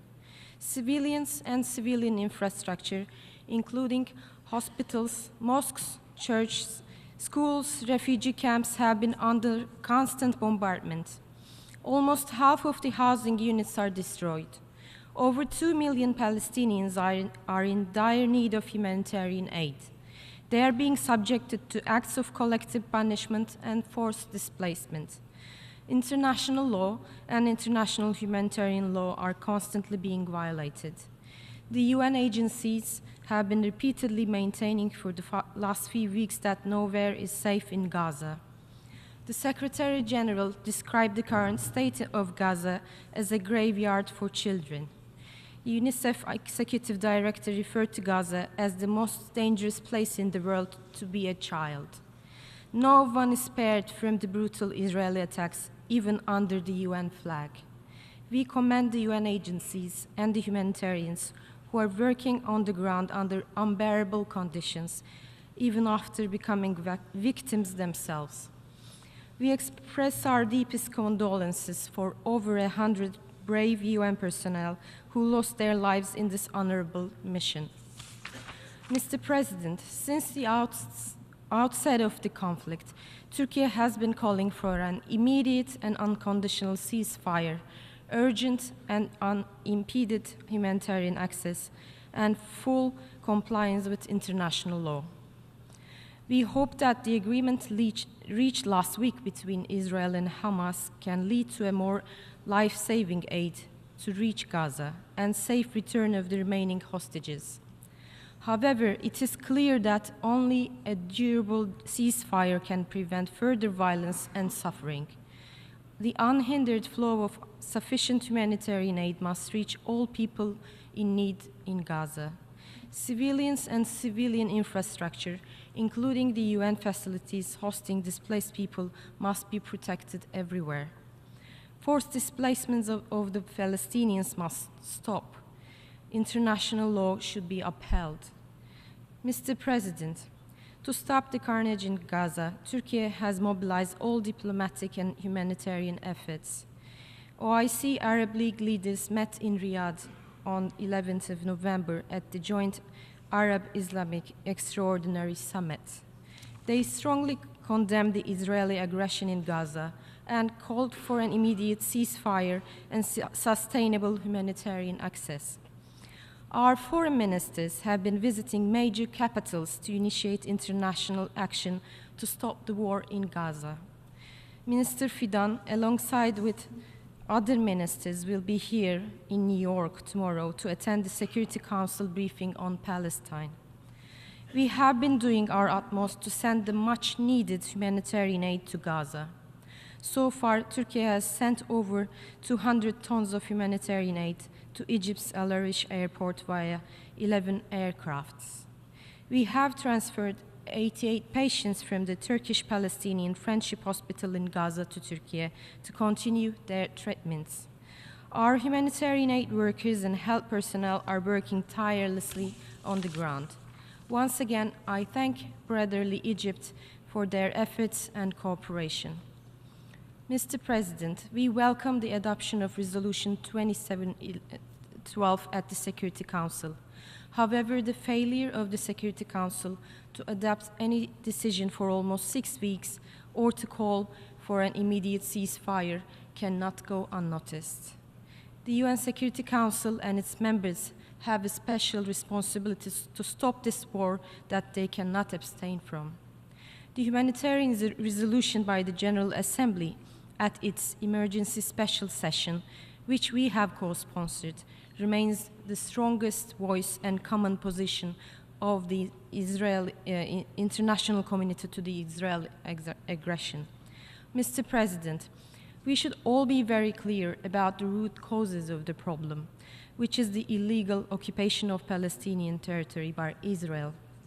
The report of the committee before us today once again reveals Israel's continued violations of international law and UN resolutions while preventing the Palestinian people from exercising their right to self-determination and other rights. For decades, the basic rights of Palestinian people have been unjustly stripped away from them, including their economic rights. And now, on top of the unbearable humanitarian catastrophe, the Palestinian people will suffer the economic cost of this war for decades.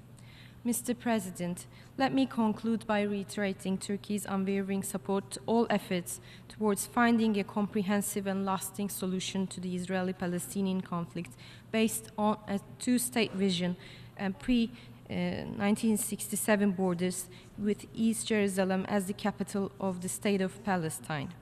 We stand with the Palestinian people in reaching their long-delayed right to live in their own sovereign and independent state. And I thank you. I should like to thank the distinguished representative of Turkey for his statement, and I now offer the floor to the distinguished representative of Egypt.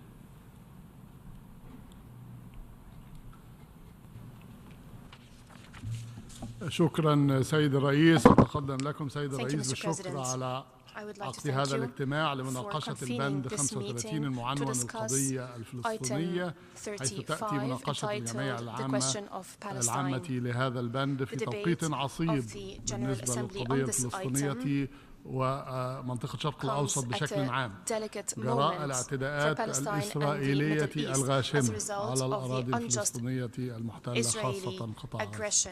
سيد الرئيس، إن فداحة العدوان الإسرائيلي الأخير غير مسبوقة عبر تاريخ طويل من الانتهاكات الإسرائيلية في حق الشعب الفلسطيني، فقد بلغت أعداد القتلى من المدنيين أرقاما مفزعة، كما فاق حجم الدمار الذي حاق بالبنية التحتية بما فيها المستشفيات والمدارس والمنازل بل وحتى المنشآت الأممية للأمم المتحدة،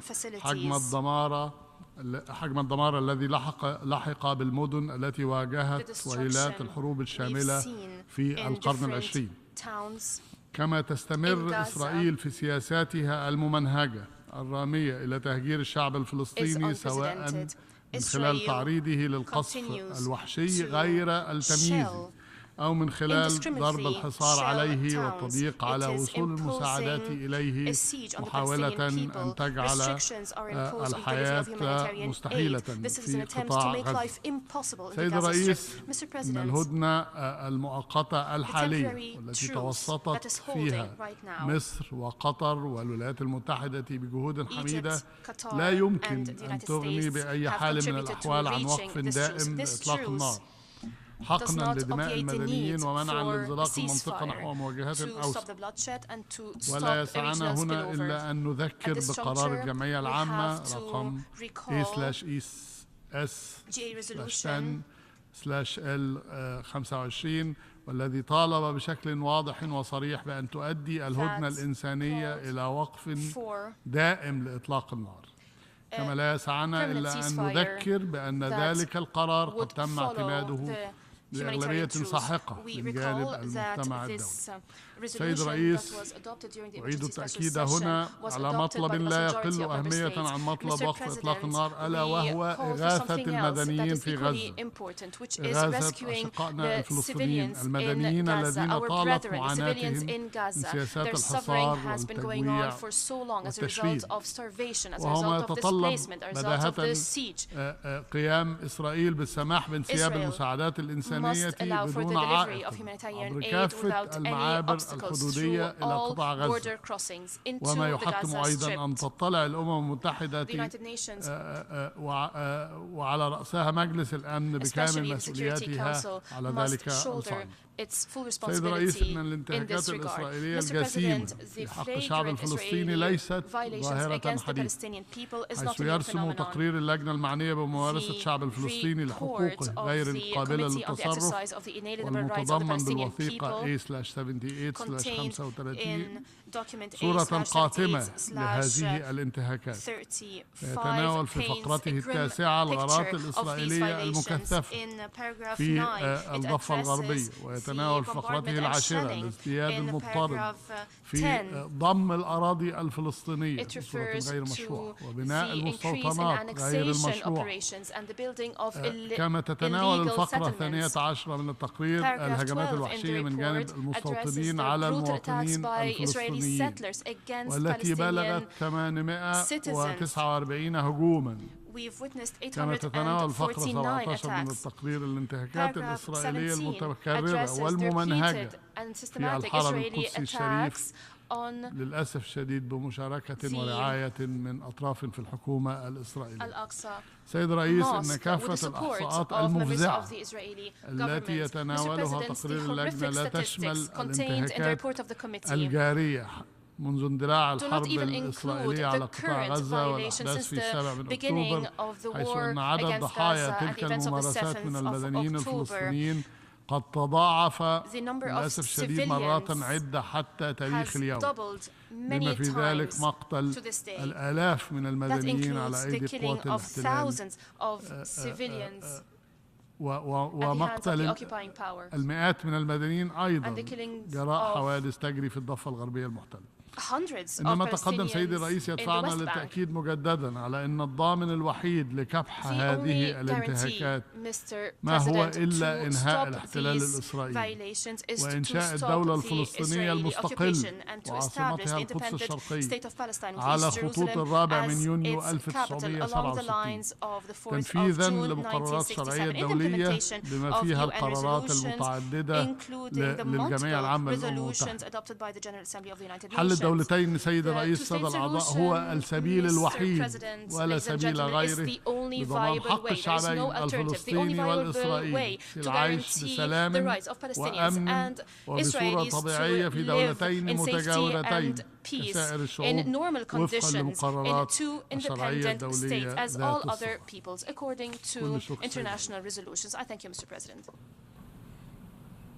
I should like to thank the distinguished representative of Egypt for his statement, and I now offer the floor to the distinguished representative of Jordan.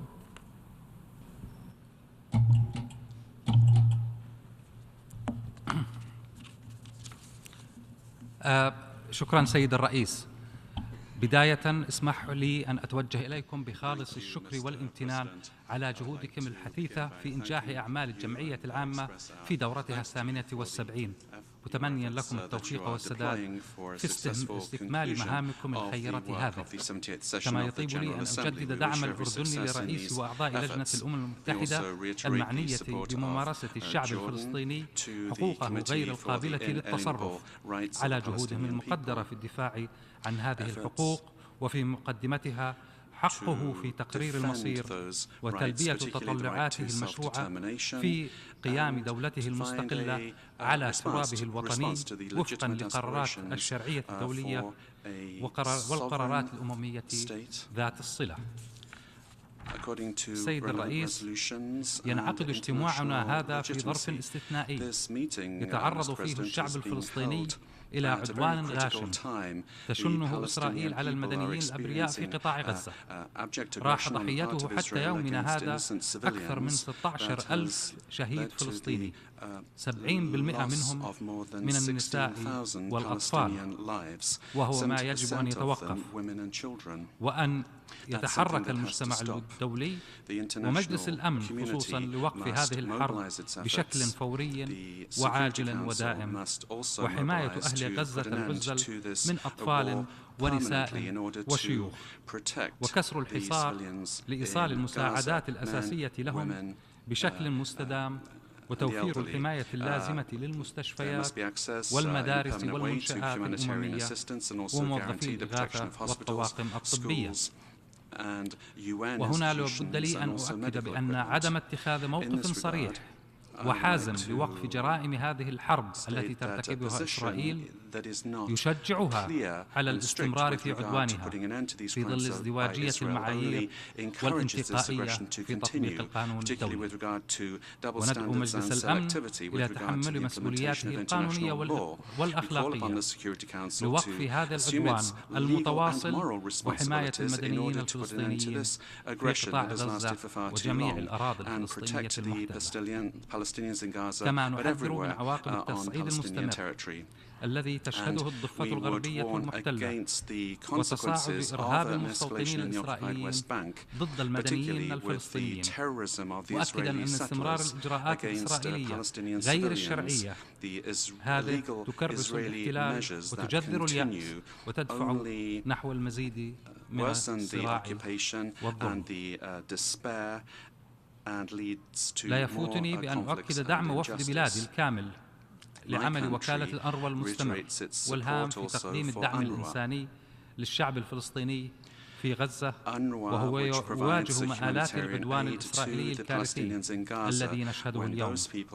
ونجدد تأكيدنا على أن دعم الوكالة في الوقت الذي قتلت إسرائيل فيه أكثر من 100 موظف من طواقم الأنروا منذ اندلاع المواجهات هي مسؤولية إنسانية جماعية إزاء الشعب الفلسطيني وحقوقه المشروعة، وأزاء منظمة دولية أثبتت التزامها بتكليفها الأموي بتضحيات جسام وفاعلية كبيرة انسجاما مع قيمنا الإنسانية.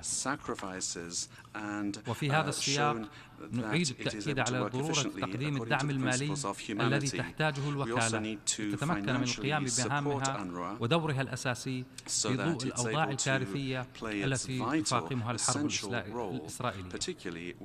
السيد الرئيس، الزميلات والزملاء الكرام، يشيد الأردن بالجهود المصرية والقطرية والأمريكية المقدرة التي أفضت للتوصل إلى اتفاق هدنة إنسانية في قطاع غزة، مؤكدين على أن ضرورة أن تكون هذه الهدنة خطوة تقودنا إلى وقف كامل للحرب المستعمرة في قطاع غزة، وأن تسهم في وقف التصعيد واستهداف الفلسطينيين وتهجيرهم قسريا، فضلا عن مساهمتها في تأمين وصول المساعدات الإنسانية الكافية لجميع مناطق القطاع، وبما يلبي الاحتياجات والخدمات الأساسية للمدنيين ويحقق الاستقرار ويضمن بقاء أهالي غزة في مناطق سكنهم.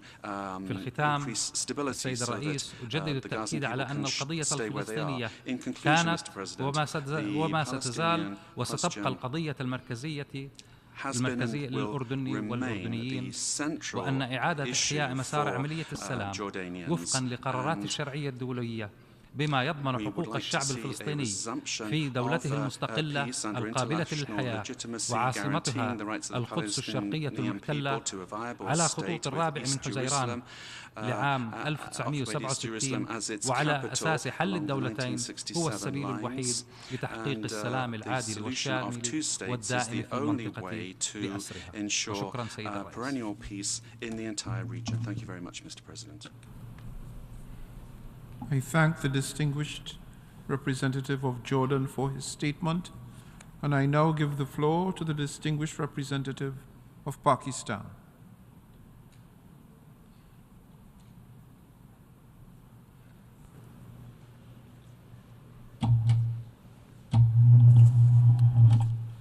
Thank you, Mr. President.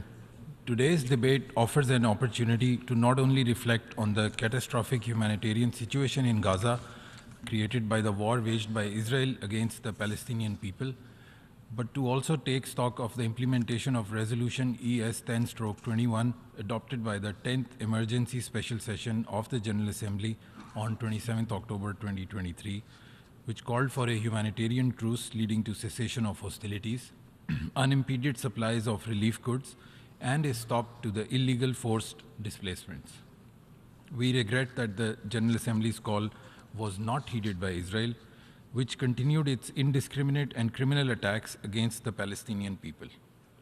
Israel also ignored the call from the Security Council to comply with its obligations under international law, including international humanitarian law, notably with regard to the protection of civilians, especially children, and to refrain from depriving the civilian population in Gaza of basic services and humanitarian assistance indispensable to their survival. We strongly and unequivocally condemn the indiscriminate use of force by Israel, Israel's attacks on civilians, civilian objects and infrastructure, blockading of water, food and fuel, as well as the forced displacement of people within the occupied territory are flagrant violations of international humanitarian law and amount to war crimes and crimes against humanity, and may amount to the crime of genocide. Mr. President, we take note of the reports regarding the agreement among the relevant parties for a humanitarian pause. We appreciate the efforts undertaken by Qatar and Egypt towards this end. Pakistan's position, however, remains in favor of a complete and immediate cessation of hostilities. The Israeli killing machine operating with complete impunity needs to be stopped, and Israel must be held accountable for its defiance and criminal actions. Amid these extremely challenging times, the government and the people of Pakistan wholeheartedly extend their unwavering solidarity with our Palestinian brothers and sisters facing the brutal onslaught from Israeli occupation forces. The suffering and collective punishment endured by the besieged people of Gaza is unprecedented in modern history. More than 14,000 Palestinians have lost their lives, 2/3 of them women and children. Tens of thousands have been injured. Around 2,700, including 1,500 children, have been reported missing or dead or trapped under the rubble. In excess of 1.7 million Gazans have been displaced and over 41,000 housing units destroyed. Only 2 small hospitals in northern Gaza are partially operational, with the remaining 22 out of service. Of the 11 medical facilities in the south, only 7 are currently functional. 108 UNRWA staff have been killed in Gaza since 7th October. At least 53 journalists have been killed since the hostilities began. We reject Israel's portrayal of its aggressive actions as anti-terrorism measures and its relentless bombing of Gaza as an exercise of self-defense. The root cause of the crisis lies in Israel's prolonged occupation and denial of Palestinians' inalienable right to self-determination. Israel's murderous campaign against the occupied people of Palestine struggling for their freedom cannot be justified under the guise of self-defense. Mr. President, the joint extraordinary Arab and Islamic summit held in Riyadh on 11 November 2023 underscored the centrality of the Palestinian cause and extended full support for the legitimate struggle of the Palestinian people to liberate all their occupied territories and the need to end the Israeli aggression against the Palestinian people. It described the ongoing Israeli aggression as a retaliatory war crime that cannot be justified under any guise, and demanded that all countries stop exporting weapons and ammunition to the occupation authorities that are used by their army and terrorist settlers to kill the Palestinian people and destroy their homes, hospitals, schools, mosques, churches, and properties. We welcome the visits to P5 capitals by the ministerial committee mandated by the Joint Arab-Islamic Extraordinary Summit, chaired by the Foreign Minister of Saudi Arabia, and hope that it will lead to meaningful action from the Security Council to halt the Israeli slaughter, impose a durable ceasefire, enable humanitarian assistance, and revive the peace process. We hope the Security Council will not be paralyzed again by the partisan position of some delegations. We are confident that under China's leadership, the Security Council will fulfill its mandate for the maintenance of peace and security. Mr. President, Israel must comply with the provisions of the resolution adopted by the Assembly by implementing an immediate and unconditional ceasefire and allowing the flow of sufficient, sustained, and unimpeded humanitarian assistance into Gaza to preserve lives and prevent further suffering of innocent Palestinians. The General Assembly and the Security Council should also consider the following. 1. Establishment of a special tribunal and accountability mechanism to investigate Israel's atrocity crimes, identify and prosecute those responsible for war crimes committed, and to provide reparations for damage, loss, or injury arising from these crimes committed by the Israeli occupation forces. 2. Deployment of an international protection force or mechanism to protect Palestinian civilians, especially women and children, in Gaza and the West Bank from further attacks and oppression by the occupation forces and extremist colonial settlers. 3. Restore and reinvigorate the peace process. The Middle East Quartet should revive its efforts under the auspices of the Secretary General.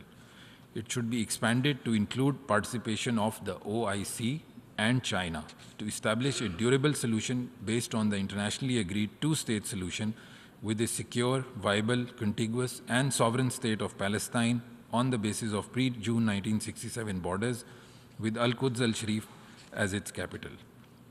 4th, Pakistan will support the convening of an international conference to launch a revived peace process and support the admission of the State of Palestine as a full member of the United Nations. I thank you. I should like to thank the distinguished representative of Pakistan for his statement, and I now invite the distinguished representative of South Africa to take the floor.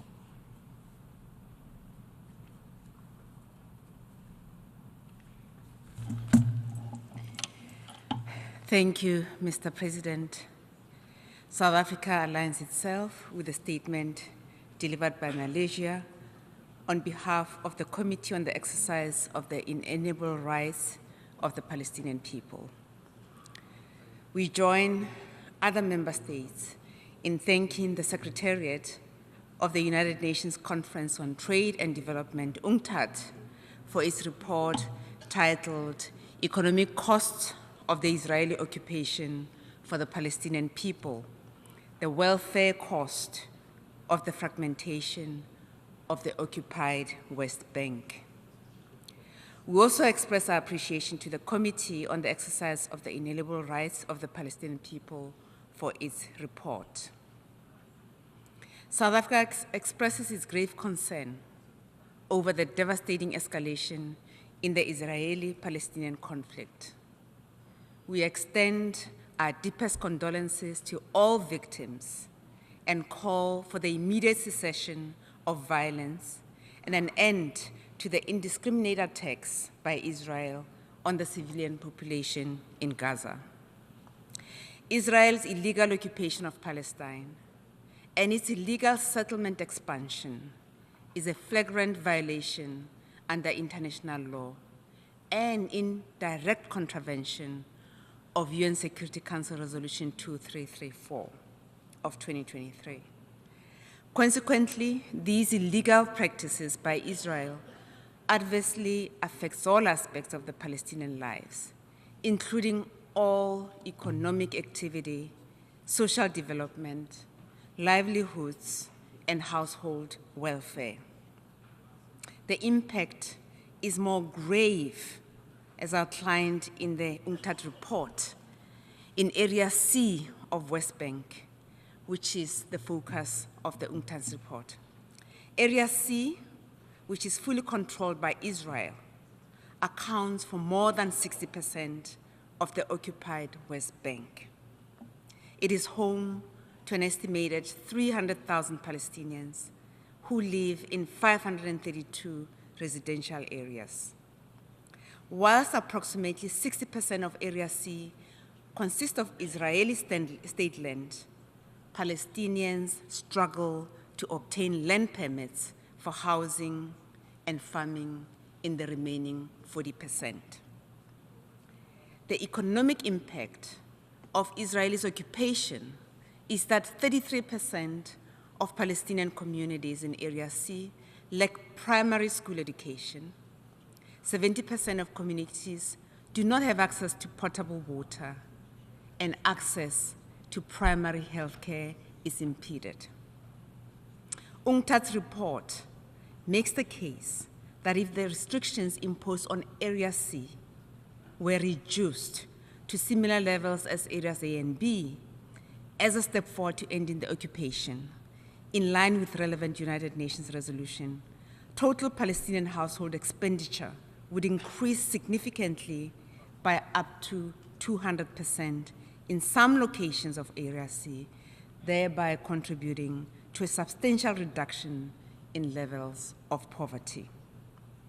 Mr. President, since the beginning of the escalation of hostilities on 7 October, the world has had the repeated assertion that Israel has a right to defend itself based on its inalienable right to self-determination. However, very little, if anything, is said by the same states about Palestine's inalienable right to self-determination. The report of the Committee on the Exercise of the Inalienable Rights of the Palestinian People contains numerous examples of Israel's continued disregard for Palestinians' inalienable rights during the reporting period from September 2022 to August 2023. The selective application of international law undermines the effectiveness of collective responses to global security threats. Israel, as the occupying power, must be held legally and politically accountable for the structural violence and suffering of its occupation that it inflicts on Palestinians. As the international community, we have a responsibility to work tirelessly towards supporting and calling for the immediate and unconditional end to Israel's illegal occupation of Palestine. Our collective human duty to act cannot be avoided. We must proceed together with due regard to international law, international human rights law, international humanitarian law, and resolutions adopted by the United Nations. We welcome the humanitarian pause to allow for relief aid into Gaza. We also need a ceasefire now, which will end the suffering of the Palestinian people and create impetus for a comprehensive political dialogue. And here we wish to recognize the good work that is being done by UNRWA and the ICRC under very difficult circumstances. South Africa remains committed to the full realization of the right to self-determination of the people of Palestine in accordance with the international law, and is committed to working with the international community to ensure a lasting and durable peace that produces a viable, contiguous Palestinian state existing side by side in peace with Israel within the 1967 internationally recognized borders with East Jerusalem as its capital. To this end, like its mediation in conflicts in Africa and other parts of the world, South Africa stands ready to contribute to the peaceful resolution of the Palestinian-Israeli conflict. I thank you. I should like to thank the distinguished representative of South Africa for his statement. And now I'd like to offer the floor to His Excellency Zambry Abdul Kadir, the Minister of Foreign Affairs of Malaysia.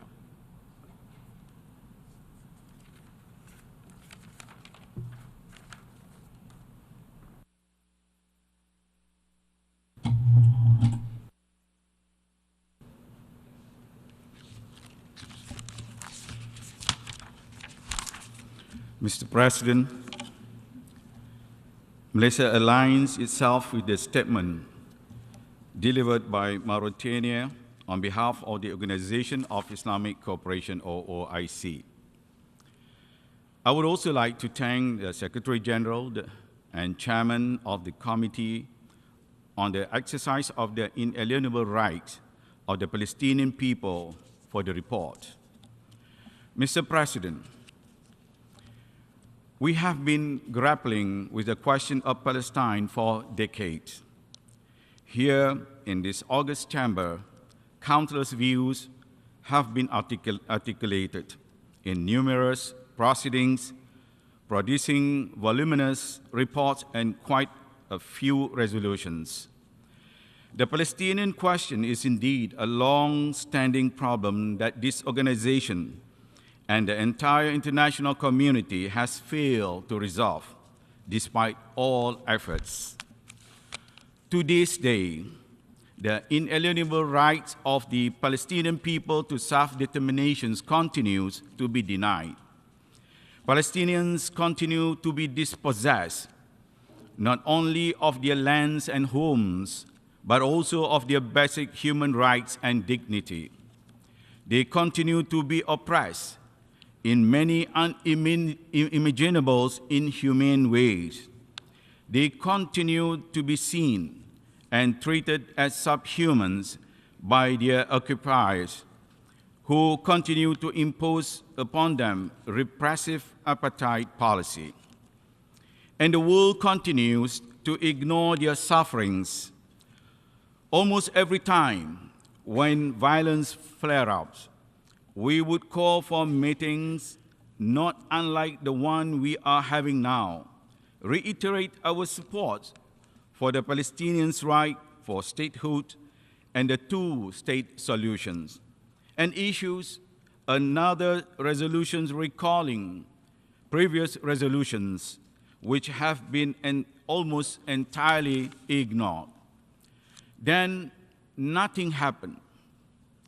Another resolutions ignored, and the perpetrators is let off with impunity. Occupations and oppressions resumes. For how long more are we going to let this continue? Mr. President, we all know, and we have been saying this, the current violent outbreak in the region does not happen in a vacuum. The backdrop is over 70 years of illegal occupations of Palestinian land and the inhuman oppression of the Palestinians by the occupying powers, that is Israel. The people of Gaza have been living in what has been described as the biggest open-air prison in the world due to the Israel's brutal land, sea, and air blockade.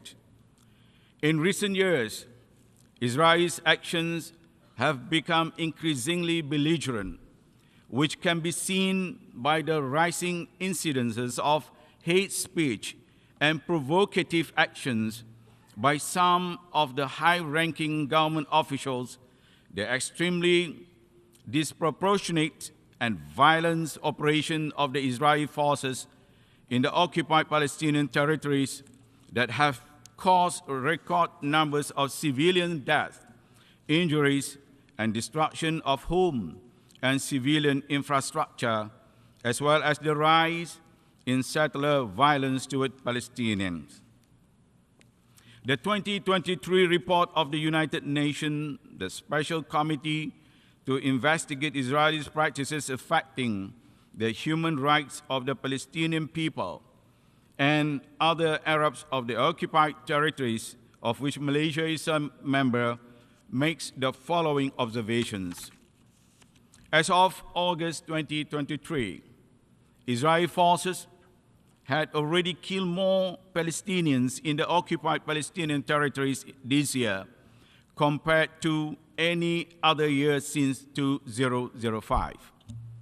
As of September 2023, Israel was holding 1,264 Palestinians in administrative detention, the highest number in over a decade. Up until September this year, UN OCHA documented an average of 3 instances of settler violence a day in 2023 compared to an average of 2 per day in 2022 and 1 per day in 2021. This is the highest daily average of settler-related incidents affecting Palestinians since the UN started recording this data in 2006. Those are just a few facts extracted from the report, denoting the extremely volatile situation in the occupied Palestinian territories, even before the horrendous events of October 7th. Mr. President, Malaysia welcomes the agreement for a humanitarian pause in Gaza, reached on the 22nd November, and applaud all parties that work extremely hard to achieve it. The agreement is an important step in the right direction to stop further loss of innocent life and enable the desperately needed humanitarian aid be supplied into Gaza in sufficient quantities. We further commend the decision to extend the humanitarian pause. However, it is hugely disappointing that the pause in hostilities could only be reached only after more than 6 weeks of Israeli rampage and collective punishments of the people in Gaza, causing carnage of thousands of innocent life, destruction, and humanitarian situation of apocalyptic proportions. The humanitarian pause only happened almost 4 weeks after 121 countries resoundingly called for humanitarian truce, leading to a cessation of hostilities during the emergency special session of the General Assembly. It took place only after numerous pleas by UN agencies and the Secretary General, who had described the Gaza as hell on earth and a graveyard for children. The humanitarian pause was only agreed after millions of people marched in capitals all around the world, united and unequivocal in their chant of ceasefire now. The sad fact is that the humanitarian pause happened only after close to 15,000 Palestinians, including about 4,000 women and 6,000 children, had been killed in Gaza, and approximately 2,700 people, including around 1,200 children, had been reported missing and may be trapped or dead under the rubble. Over 1.7 million people in Gaza are estimated to have been internally displaced. Humanitarian organization Save the Children reported that the numbers of children killed in Gaza by the end of October had surpassed the annual numbers of children killed in all conflict zones across the world since 2019. Malaysia joins the resolute call by the clear majority of UN member states for a full ceasefire. The vicious massacre of civilian life must not resume. The shelling of civilian infrastructures, including hospitals, schools, and United Nations premises, are heinous war crimes and must not resume. The cutting off the supply of water, electricity, and communication services is against international law and must not continue. The forced displacement of Palestinians is also unlawful. It must be stopped and reversed, and the unhindered flow of humanitarian aid up to scale must be guaranteed throughout Gaza. Malaysia, like many other member states, continue to be gravely concerned with the dire humanitarian condition in Gaza. Malaysia has been a regular contributor to UN UNRWA. Since the war in Gaza broke out, Malaysia has made an additional contribution of over $2 million to UNRWA. We salute all the humanitarian heroes who continue to risk their lives to serve the people of Gaza. We extend our deepest condolences to the families and colleagues of over 100 UNRWA staff who have lost their life in Gaza since the start of the war. Malaysia finds find it deeply disconcerting that the current war in Gaza has been the deadliest conflict ever for UN employees. Malaysia has also sent 2 plane loads of humanitarian aid to the region. We thank Egypt for its cooperation. The Malaysian public, NGOs, and private sector continue to raise funds to support the humanitarian needs of the people in Gaza. So far, they have raised around $5 million USD for Malaysia's Humanitarian Trust Fund for the people of Palestine. Malaysia is ready to work with all international partners in humanitarian efforts to ease the sufferings of the people in Gaza. Mr. President, we must stop the vicious cycle of violence in the region. The international community must not continue paying lip service to the inalienable right of the Palestinian people. We must take real and decisive actions. We can no longer deny the fact that the only way to achieve peace and security in the region and solve the question of Palestinians is to make every effort to support the establishment of a free and independent state of Palestine in accordance with the 2-state solution based on pre-1967 borders with East Jerusalem as its capital. The illegal and inhumane occupation by Israel of Palestinian land must end. It is the only solution.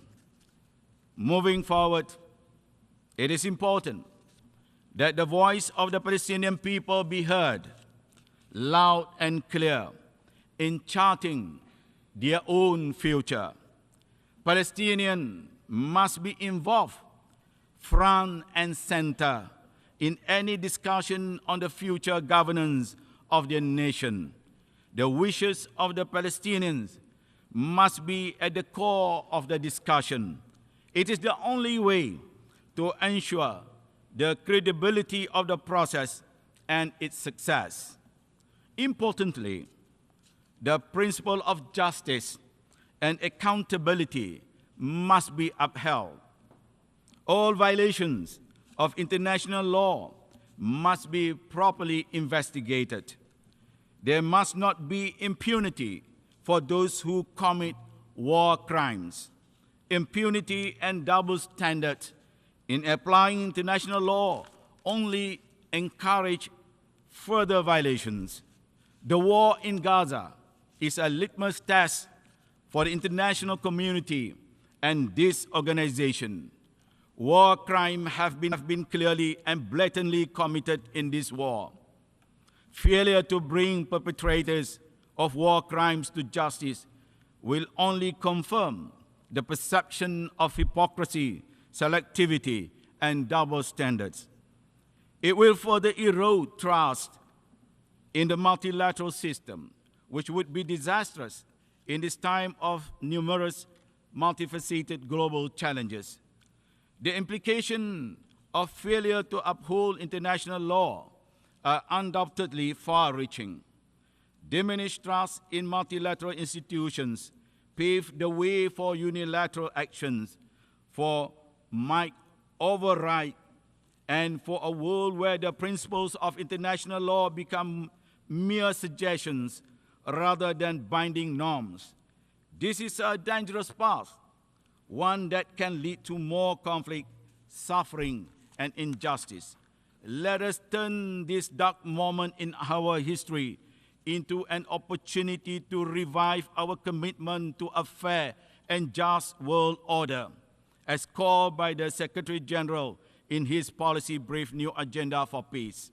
Let us work towards strengthening our multilateral institutions, ensuring they stand as beacons of fairness, justice, and equality. Only then can we hope to build a world where trust in our international system is restored and where peace and justice are not just aspirational goals, but tangible realities for all. Mr. President, we must not wait any longer. It is time to deliver to the Palestinians their equal and rightful place among us, the free nation of the world. It is time for a free and independent state of Palestine. I thank you.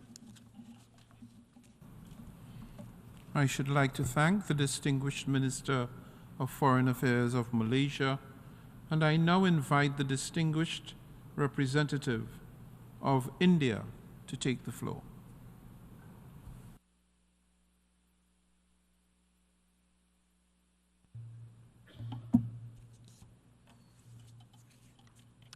Thank you very much, Mr. President. On the occasion of the International Day of Solidarity with the Palestinian people tomorrow, which is 29 November, let me at the outset reaffirm our long-standing relationship with the Palestinian people based on deep-rooted historical and people-to-people ties and our consistent support to the people of Palestine in their endeavor for statehood, peace, and prosperity.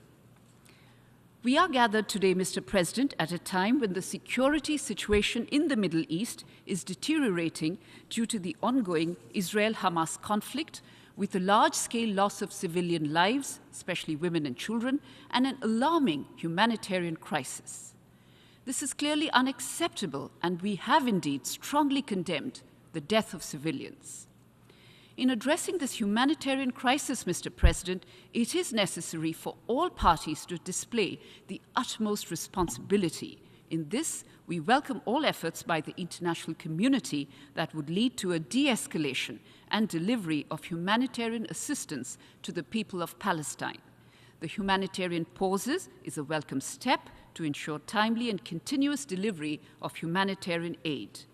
We, on our part, have sent 70 tons of humanitarian goods, including 16.5 tons of medicines and medical supplies.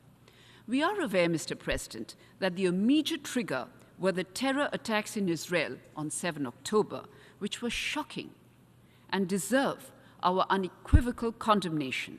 There can be no justification for terrorism and hostage-taking. Our thoughts are with those who have been taken as hostages. While we welcome the news of the release of the hostages, we also call for the immediate and unconditional release of the remaining hostages. India has a zero-tolerance approach to terrorism. We also believe that there is a universal obligation to observe international humanitarian law. I will add, Mr. President, that since the start of the conflict, my Prime Minister and External Affairs Minister have been in close contact with leaders of the region and beyond, where they have emphasized a consistent message that it is important to prevent escalation, ensure continued delivery of humanitarian aid, and work towards an early restoration of peace and stability. Along with restraint, they have also emphasized a peaceful resolution of the conflict through dialogue and diplomacy. India also urges the parties to work toward creating conditions necessary for peace and the restarting of direct negotiations between the parties, including through an eschewing of violence and de-escalation. India has always supported a negotiated two-state solution to the Israel-Palestine issue, leading to the establishment of a sovereign, independent, and viable state of Palestine, living within secure and recognized borders, side by side in peace with Israel. India, on its part, Mr. President, will continue to support the Palestinian people through our bilateral development partnership, which covers a wide range of sectors, including health, education, women's empowerment, entrepreneurship, and information technology, and will also continue to send humanitarian assistance to the people of Palestine. And as I conclude, Mr. President, let me reaffirm India's firm commitment to achieving a just, peaceful, and lasting solution to the Israel-Palestine issue. We firmly believe that not only a two-state solution achieved through direct and meaningful negotiations between both sides on final status issues will deliver an enduring peace that the people of Israel and Palestine desire and deserve. Thank you. I thank the distinguished representative of India. And now I have pleasure to give the floor to the distinguished representative of the Bolivarian Republic of Venezuela.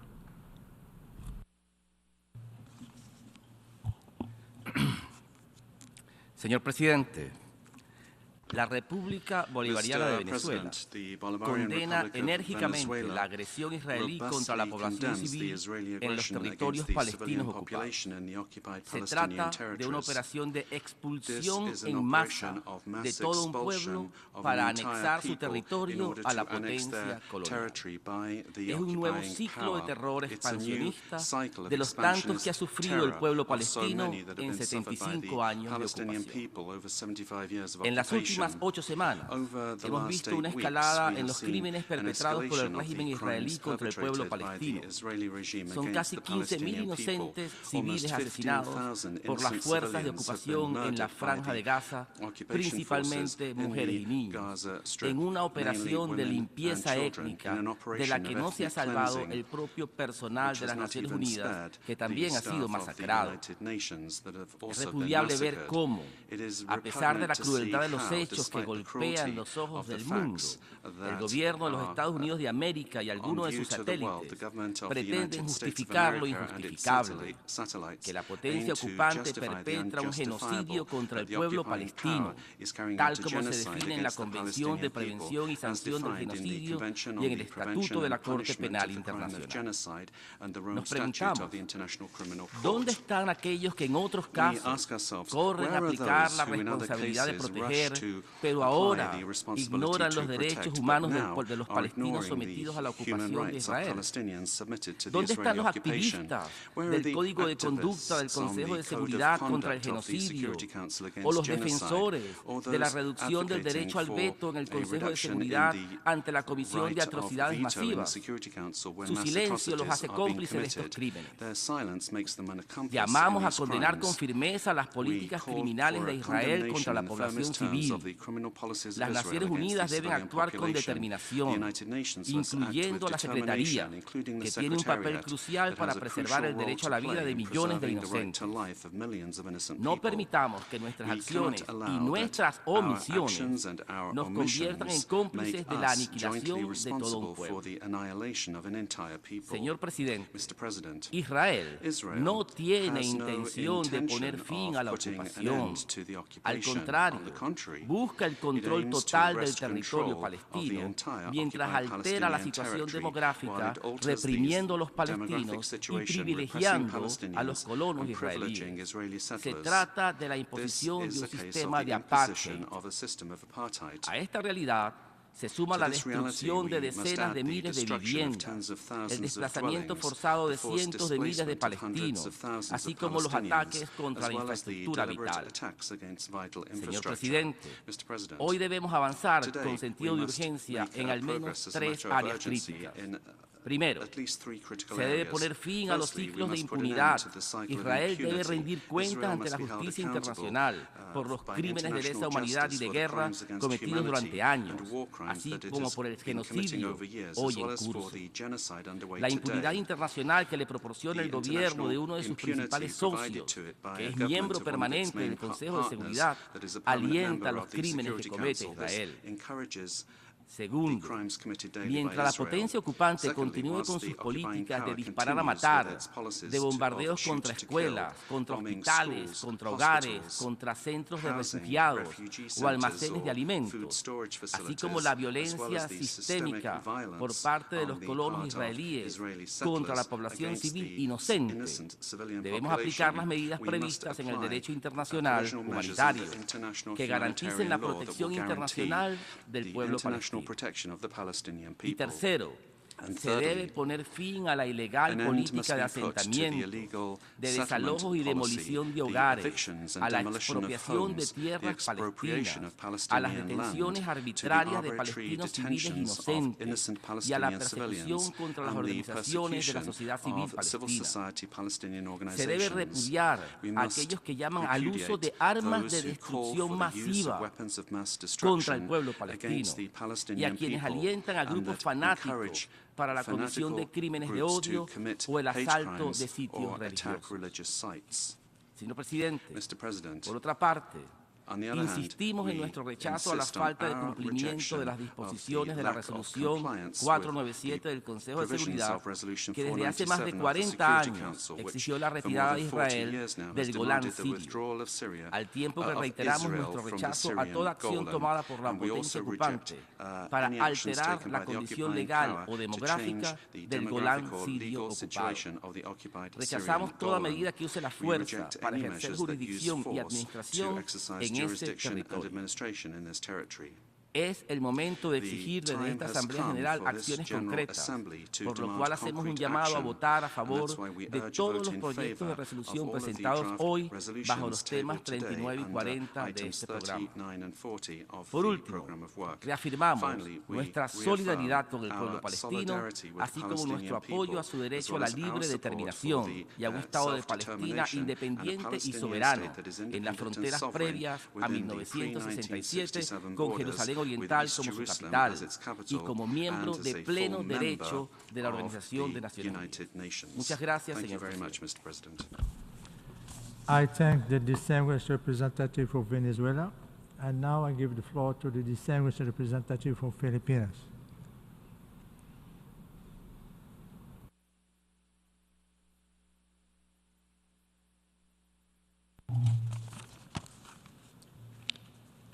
Mr. President, a few days ago, we celebrated the release of a Filipino national, one of the first 24 hostages freed by Hamas after nearly 50 days in captivity in Gaza.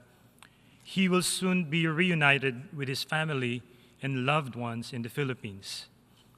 As we gather today, we are optimistic that the negotiations leading to this humanitarian pause will further expedite the delivery of aid to Gaza and facilitate the swift release of all remaining hostages.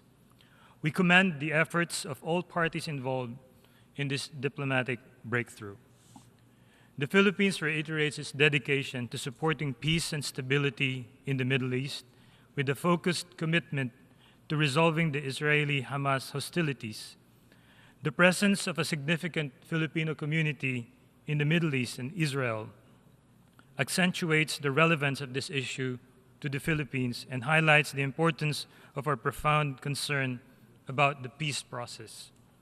The Philippines supports the full and immediate implementation of the resolution on protection of civilians and upholding legal and humanitarian obligations adopted by the 10th Emergency Special Session of the General Assembly in the UN Security Council Resolution 2712 on urgent and extended humanitarian pauses and corridors in Gaza.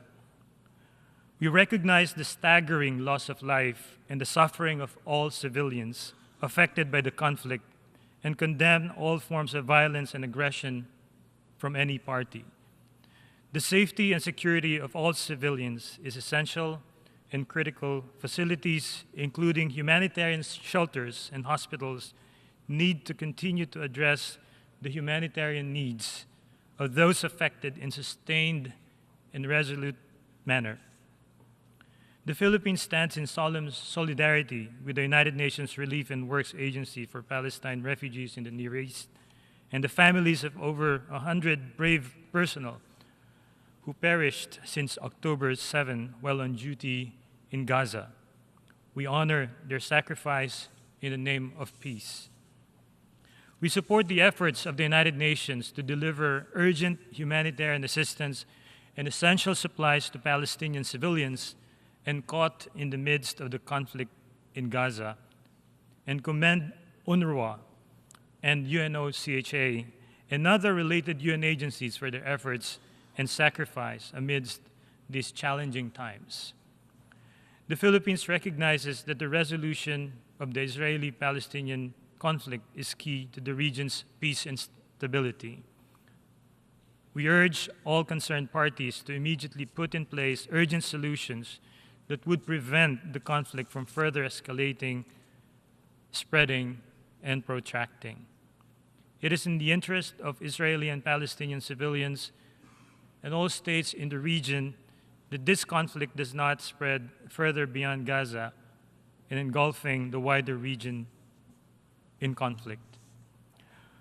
We support the peaceful implementation of all UN resolutions and initiatives towards the resolution of the Middle East conflict and support all efforts to revive the Middle East peace process. The Philippines reiterates its firm support for a two-state solution consistently aligned with relevant UN resolutions and international agreements.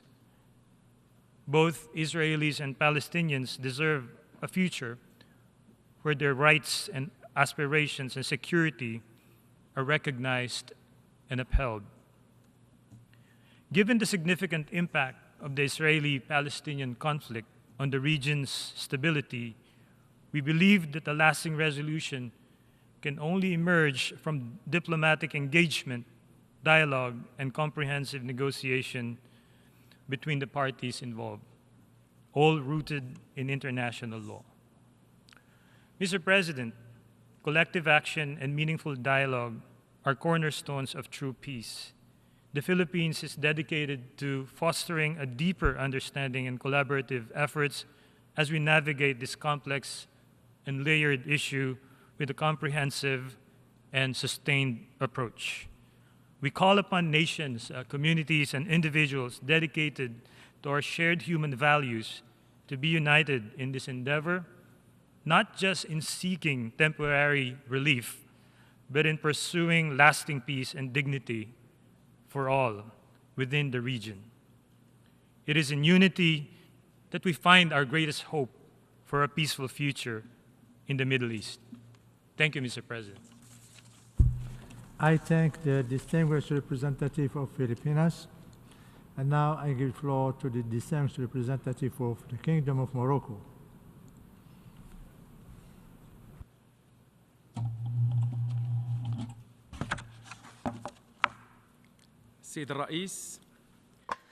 Mr. President, at the outset, I would like to thank وإلى سعادة السفير الشيخ نيانغ الموقر you وأعضاء اللجنة المعنية بممارسة الشعب الفلسطيني لحقوقه غير القابلة للتصرف على الدور الهام الذي تقوم به اللجنة والجهود الصادقة التي تبذلها من أجل إيجاد حل نهائي للقضية الفلسطينية وفق القرارات الشرعية الدولية.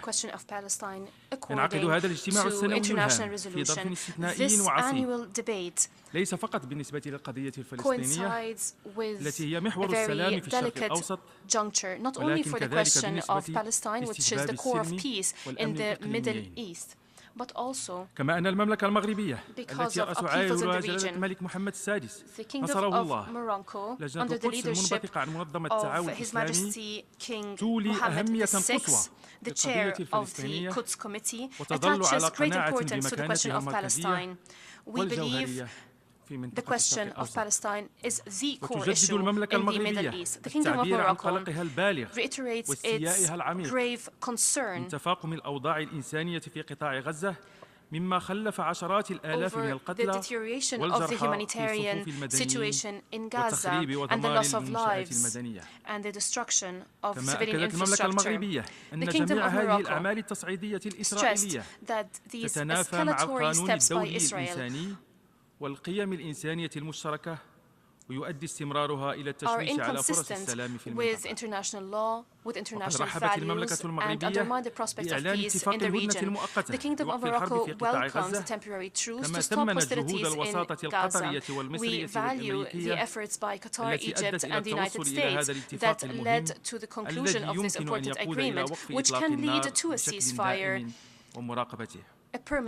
كما تشدد المملكة المغربية على ضرورة حماية كل المدنيين وعدم استهدافهم وفقا للقانون الدولي والقانون الدولي الإنساني والسماح بإيصال المساعدات الإنسانية بانسياب وكميات كافية لساكنة غزة وإطلاق سراح الأسرى والمحتجزين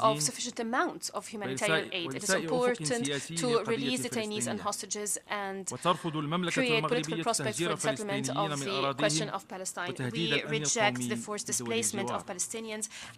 إن تبني قرارين إنسانيين أحدهما لمجلس الأمن رقم 2712 وقرار الدورة الاستثنائية الطارئة العاشرة للجمعية العامة يعبر عن عزم المجتمع الدولي لوضع حد نهائي للمأساة الإنسانية. إضافة إلى ذلك reflects the desire by the international community to stop this war. In addition, any unilateral measures that are inconsistent with international law, including in Jerusalem, lead to more schism between Israelis and Palestinians, and would also push for more violence and radicalization. Mr. President, His Majesty King Mohammed VI, may God protect him, in his statement before the extraordinary session in Riyadh, ينبغي التعامل مع and هذه I quote, الظرفية الحاسمة we must address this urgent من منطلق situation المسؤولية التاريخية التي تحتم علينا الانطلاق and we must من بعض shoulder our المسلمات responsibility. البديهية. فلا بديل عن سلام حقيقي في There is المنطقة no peace in the يضمن region للفلسطينيين حقوقهم المشروعة without في إطار حل الدولتين. granting the legitimate ولا بديل عن aspirations دولة of the Palestinian فلسطينية people مستقلة as part of the two-state وعاصمتها القدس solution. There is no الشرقية. alternative to an ولا independent بديل Palestinian عن state with تقوية East السلطة Jerusalem as its الفلسطينية capital. There is بقيادة no أخي الرئيس محمود alternative عباس to the Palestinian الموازي. Authority under the ولا leadership بديل of عن وضع Mahmoud Abbas. آليات There is no لأمن alternative إقليمي مستدام to قائم على احترام permanent القانون security الدولي arrangements والمرجعيات الدولية المتعارف عليها. نهاية الاقتباس من خطاب without جلالة الملك relying on السيد الرئيس international resolutions. ما End فتح of جلالة quote. الملك محمد السادس Mr. نصره الله President, بصفته رئيسا للجنة القدس King Mohammed يتابع عن VI, كثب as بالغ chair واهتمام of the Quds متواصل Committee, كل is following with التطورات great التي تعرفها concern القضية the الفلسطينية developments in the question ويدعو of للخروج Palestine. من منطق He الصراع calls والعنف إلى for منطق السلام والتعاون getting وبناء out of the فضاء cycle مزدهر لجميع of شعوب violence المنطقة. towards more cooperation كما to يؤكد achieve جلالته على prosperity أهمية for all المحافظة the على nations الوضع of القانوني the region. His والحضاري Majesty والديني للقدس stresses the الشريف importance of باعتبارها تراثا مشتركا upholding the للإنسانية religious heritage ورمزا in للتعايش Jerusalem. It's a السلمي common بنسبة heritage of أتباع الديانات mankind, التوحيدية and it's a الثلاث sacred place for ومركزا the لقيم worshippers of the الاحترام three Abrahamic المتبادل والحوار religions. كما تم It التنصيص is a على ذلك في symbol نداء for القدس الذي coexistence, وقعه جلالته as بمعية قداسة البابا stated فرانسيس in the في الرباط في 30 Quds مارس call 2019. that was signed وبالموازاة مع by ذلك Pope Francis تقوم لجنة and His القدس Majesty. الشريف بدورها السياسي القدس والعملي Committee لدعم is الشعب الفلسطيني playing عامة its practical and والمقدسيين على political وجه role الخصوص to وتزاوج support بين the المساعي Palestinian people in السياسية general and التي يقوم بها صاحب Jerusalemites الجلالة in الملك محمد particular. السادس نصره الله These efforts والعمل complement efforts الميداني by الذي تقوم His به Majesty وكالة بيت مال القدس and الشريف تحت الإشراف الشخصي efforts الشخصي made on the والفعلي ground under لجلالته. the personal supervision of وقد His أرسلت Majesty. وكالة بيت مال القدس الشريف في ظل هذه الأزمة بيت الحالية المال مساهمة Agency للمستشفيات والمؤسسات has الاجتماعية sent الرئيسية assistance to التي تتعامل مع الحالات hospitals الطبية that are dealing والاجتماعية with the الطارئة dire الناتجة عن social and تطورات medical في قطاع غزة. situation in Gaza كما as a result قدمت of the current developments. المملكة The المغربية Kingdom of Morocco, بتعليمات سامية من صاحب الجلالة الملك محمد السادس نصره الله of His مساعدات Majesty إنسانية لفائدة King السكان الفلسطينيين. Mohammed السيد VI الرئيس ختاما has presented more تجدد aid المملكة to المغربية Palestine. In conclusion, Mr. التأكيد President, على the Kingdom موقفها of الثابت والواضح Morocco والراسخ من عدالة القضية its الفلسطينية firm commitment to وحقوق the الشعب question of الفلسطيني Palestine, to المشروعة the وفي legitimate مقدمتها rights of the حقه في Palestinian إقامة people, دولته first and الفلسطينية foremost their المستقلة right to establish على an حدود independent الرابع من Palestinian يونيو state 1967 along the lines of the 4th of June وعاصمتها القدس 1967 with الشرقية Jerusalem as its تعيش capital, جنبا إلى جنب مع دولة إسرائيل living side كسبيل by وحيد side لضمان الأمن with Israel as the والاستقرار only way والسلام to الدائمين ensure في المنطقة. peace وشكرا لكم. and stability in the region. I thank you. I thank the distinguished representative of the Kingdom of Morocco. And now I give the floor to the distinguished representative of Israel.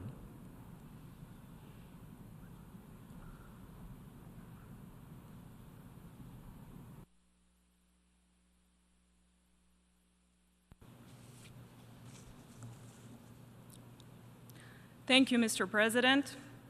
Today we take the floor to address yet another one-sided, disproportionate, detached, and biased briefing, fueled by a distorted and destructive political agenda. The deep hypocrisies and systematic bias weaponized against Israel at the United Nations is based on a false narrative which not only entrenches and perpetuates conflict, but enables and encourages hatred and violence. In the wake of Hamas's October 7th massacre, the UN's twisted anti-Israel bias has been on clear display for the world to see. Thousands of savage Hamas terrorists flooded Israel, carrying out the most widespread and brutal bloodshed of the Jewish people since the dark days of the Holocaust. More than 1,200 Israelis were murdered, raped, and brutalized 240 were taken hostage, among them 40 children and babies.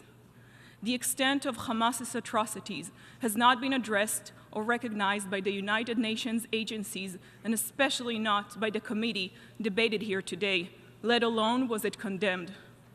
It is incomprehensible that the United Nations finance and resources are invested in the work of a committee which completely ignores Hamas's savage brutality and terror. Instead of denouncing heinous acts of terror by Hamas, instead of denouncing slaughter of children, burning of entire families, mass rape of women, this assembly continues to pass resolutions year after year exclusively condemning Israel, while remaining silent in the face of the most heinous crimes committed by Hamas terrorists. This is the textbook definition of a double standard. It is also the textbook definition of anti-Semitism. It is reprehensible that we are once again forced to bear witness to the charade of these halls, ignoring atrocities for the mere sake of demonizing Israel, all while this body gives it its full backing. This report is the product of an illegitimate mandate and is drafted by those who come to the table with a predetermined and discriminatory agenda against Israel. As we stated in the past, Israel strongly objects to the continued operation of this committee. The committee and the debate's sole purpose is clear: to systematically promote anti-Israeli agenda. The very fact that this committee uses UN resources to fund propaganda against a fellow member state is not only unprecedented, but is disgraceful. In this committee's reports, you will not find any reference to the way in which Hamas has imposed its brutal policies on the Palestinian people in Gaza. Nor will you see mention of Hamas diverting humanitarian aid to fund its terrorist activities. You will not read about Hamas seizing goods and raw materials, or about Hamas looting of humanitarian supplies and using them to build terror tunnels and stockpile weapons. You will not hear about the atrocities committed on October 7th. Why would you? It does not fit the agenda of the committee. The committee has been propagating since its inception, despite the fact that you cannot attempt to solve a question without addressing the problem: Palestinian terror driven by genocidal ideology. This is just another example of the infamous double standard reality that Israel faces daily in the halls of the United Nations. For years, many in these halls have given Hamas a free pass. They have shielded terrorist organizations who seek Israel's destruction. They have legitimized their action. They have allowed them to embed themselves within and underneath civilian population. And despite the horrors endured by Israelis on October 7th, it is business as usual at the United Nations. This committee and the supporters will not mention Hamas. They will not condemn violence perpetrated against children and women in their bedrooms. They will not condemn Hamas's use of Palestinians as human shields. And it's no surprise that a body which refuses to denounce the mass murder and rape of Israelis will also, later today, adopt a resolution which ignores a regime responsible for the mass murdering of hundreds of thousands of its own civilians, including with the use of chemical weapons. Instead, the same terror-supporting actors will continue to weaponize this institution against the only democratic Jewish state. Israel will not stand for that. Even if we're one of the only voices of reason willing to stand up to this deranged insanity, we will. We will call to vote against your destructive resolutions. We will call to end your open-ended use of UN mandates and funds for political agendas. And we will call for an end to the United Nations' cynical campaign against the state of Israel. Israel will not be deterred. Not by savage Hamas terrorists, not by the state, their state and non-state supporters, and certainly not by one-sided briefings and resolutions assembled by ruinous UN committees. Thank you, President. I thank the distinguished representative of Israel, and now I have the pleasure to give the floor to the distinguished representative of Guyana.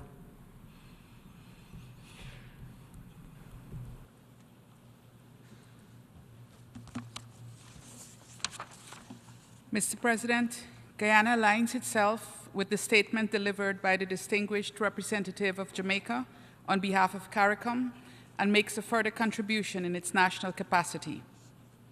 Mr. President, we meet at a particularly difficult juncture of the Palestinian people's struggle for justice, freedom, peace, and self-determination. The information presented in the reports of the Committee for the Exercise of the Inalienable Rights of the Palestinian People and the United Nations Conference for Trade and Development present the grim realities of the Palestinians' existence, realities that have worsened exponentially in recent weeks. These realities evidence the deepening political, humanitarian, and economic crisis which the Palestinian people are enduring. They also point to the urgent obligation of the United Nations to secure a permanent and just solution to the question of Palestine. Mr. President, the fundamental reason for the terrible circumstances under which the Palestinian people live remains unchanged. They are denied the right to self-determination and are forced to carry the weight of an oppressive occupation on their backs. This oppression manifests in human rights violations of various sorts, including forced evictions, displacement of communities, confiscation of properties, killing of innocent civilians, grave violations against children, restriction on freedom of movements, among others. Further, Israeli illegal settlement activity has accelerated in contravention of Security Council Resolution 2334 of 2016, which reaffirmed that such settlements have no legal validity. Humanitarian responses to the plight of the Palestinian people, though important, can never substitute for a human rights-based approach. A human rights-based approach is the only way to address the fundamental challenge to the Palestinians' right to self-determination. It is the only way to advance a permanent solution to the question of Palestine. It will signal respect for and recognition of the dignity of the Palestinian people.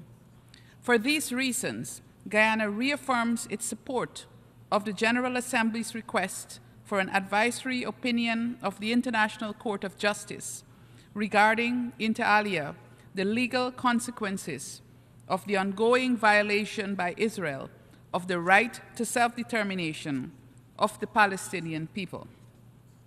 Mr. President, the events of 7th October and the occupying powers' cataclysmic response to those events continue to reverberate around the globe. Three phrases in particular have resonated deeply and give an accurate sense of the depth of the catastrophe. 1, no place is safe in Gaza. 2, Gaza has become a graveyard for children. And 3, the cost of this war will be measured in children's lives. There shall be no impunity for the flagrant violations of international law, including international human rights law and international humanitarian law, that we have witnessed on 7th of October and the week since. Guyana calls for the relevant judicial organs, including the International Criminal Court, to ensure accountability for all crimes. Mr. President, the humanitarian truce between Hamas and Israel, which took effect last Friday and was extended for a further 2 days, is a welcome first step towards a complete cessation of hostilities. Guyana calls for a permanent ceasefire. This is critical for the population of the Gaza Strip to begin rebuilding their lives. Mr. President, Guyana calls for focused discussions on practical measures for reestablishing dialogue between Israel and Palestine towards the achievement of the two-state solution. We reaffirm the two-state solution based on the pre-1967 borders as the only just solution to the question of Palestine. Allow me to conclude by paying tribute to all those who have paid the ultimate price in the Palestinian struggle to live in freedom, peace, and dignity. For those who died in the Nakba, to to those whose lives were snuffed out on 7th October and the weeks following. Guyana also acknowledges the plight of all Palestinian refugees and internally displaced persons.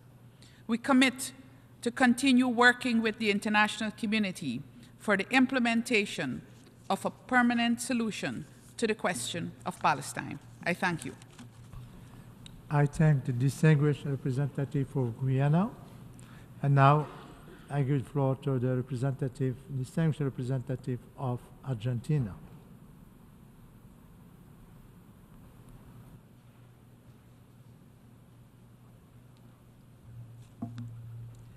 Muchas gracias, señor presidente.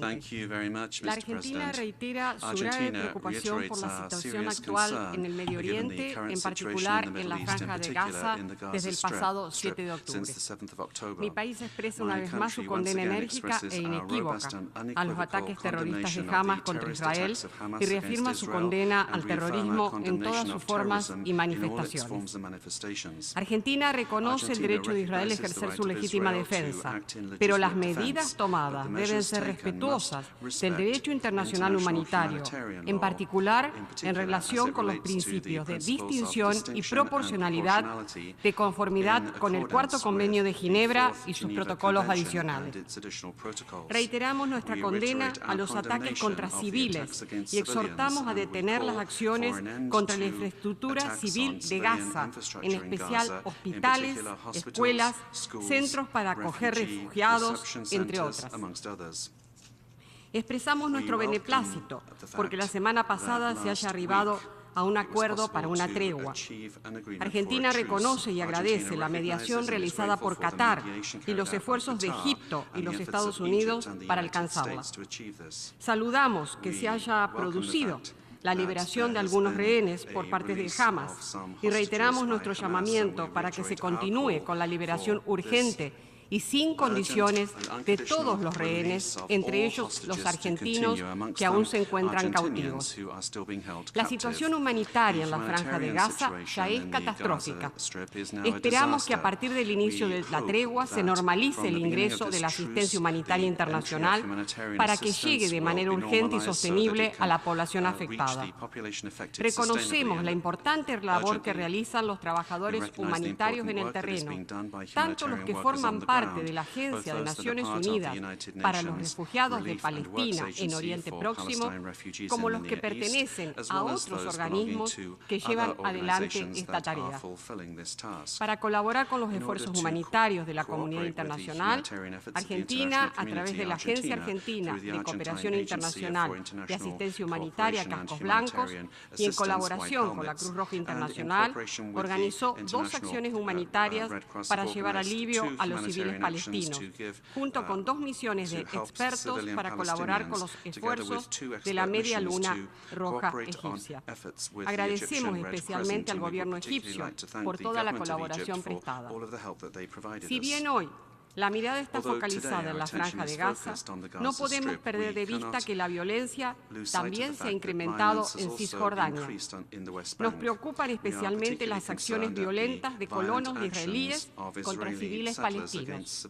Mi país reitera que los asentamientos israelíes en los territorios palestinos ocupados, en particular en Cisjordania y en Jerusalén Oriental, son contrarios al derecho internacional, obstaculizan la paz y debilitan la perspectiva de una solución de 2 estados. La gravedad del conflicto, que se ha profundizado desde el pasado 7 de octubre, demuestra que el statu quo no es sostenible y que es necesario retomar urgentemente las negociaciones tendientes al logro de la paz en Medio Oriente. En las actuales circunstancias, no solo debemos dedicar nuestros esfuerzos para evitar una mayor desestabilización en la región, sino también para lograr la revitalización del proceso de paz. En ese sentido, sentido, Argentina se suma a todos los llamamientos dirigidos a lograr un cese del fuego sostenido y permanente. Para mi país no existe una solución militar para el conflicto israelo-palestino y es solo a través de la reanudación de las negociaciones entre las dos partes, de conformidad con el derecho internacional, las resoluciones pertinentes de la Asamblea General y el Consejo de Seguridad y los acuerdos preexistentes entre las partes, que podrá alcanzarse una paz justa y definitiva. Dicha paz deberá fundarse sobre el reconocimiento del derecho del Estado de Israel a vivir en paz junto a sus vecinos dentro de fronteras seguras e internacionalmente reconocidas, así como el derecho del pueblo palestino a constituir un Estado independiente en base a las fronteras de 1967 y de acuerdo a lo que las partes determinen en el proceso de negociaciones. La comunidad internacional representada en esta Asamblea General de las Naciones Unidas debe renovar su compromiso con la paz en el Medio Oriente, en beneficio de todos los pueblos de la región. Muchas gracias, señor presidente.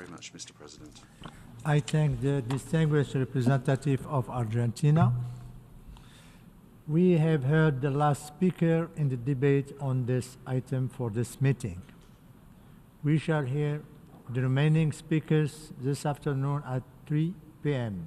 in this hall. The meeting is adjourned.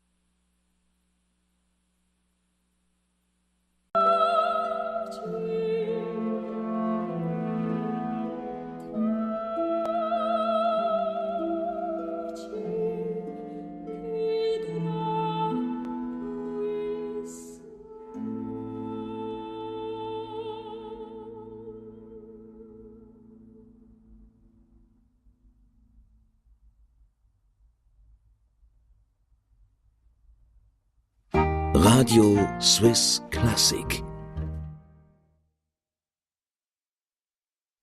Von Clara Schumann folgt der Konzertsatz für Klavier und Orchester in F-Moll. Sie hören am Klavier Patricia Panni, begleitet wird sie vom Orchestra della Svizzera Italiana. Dirigent Claude Villaret.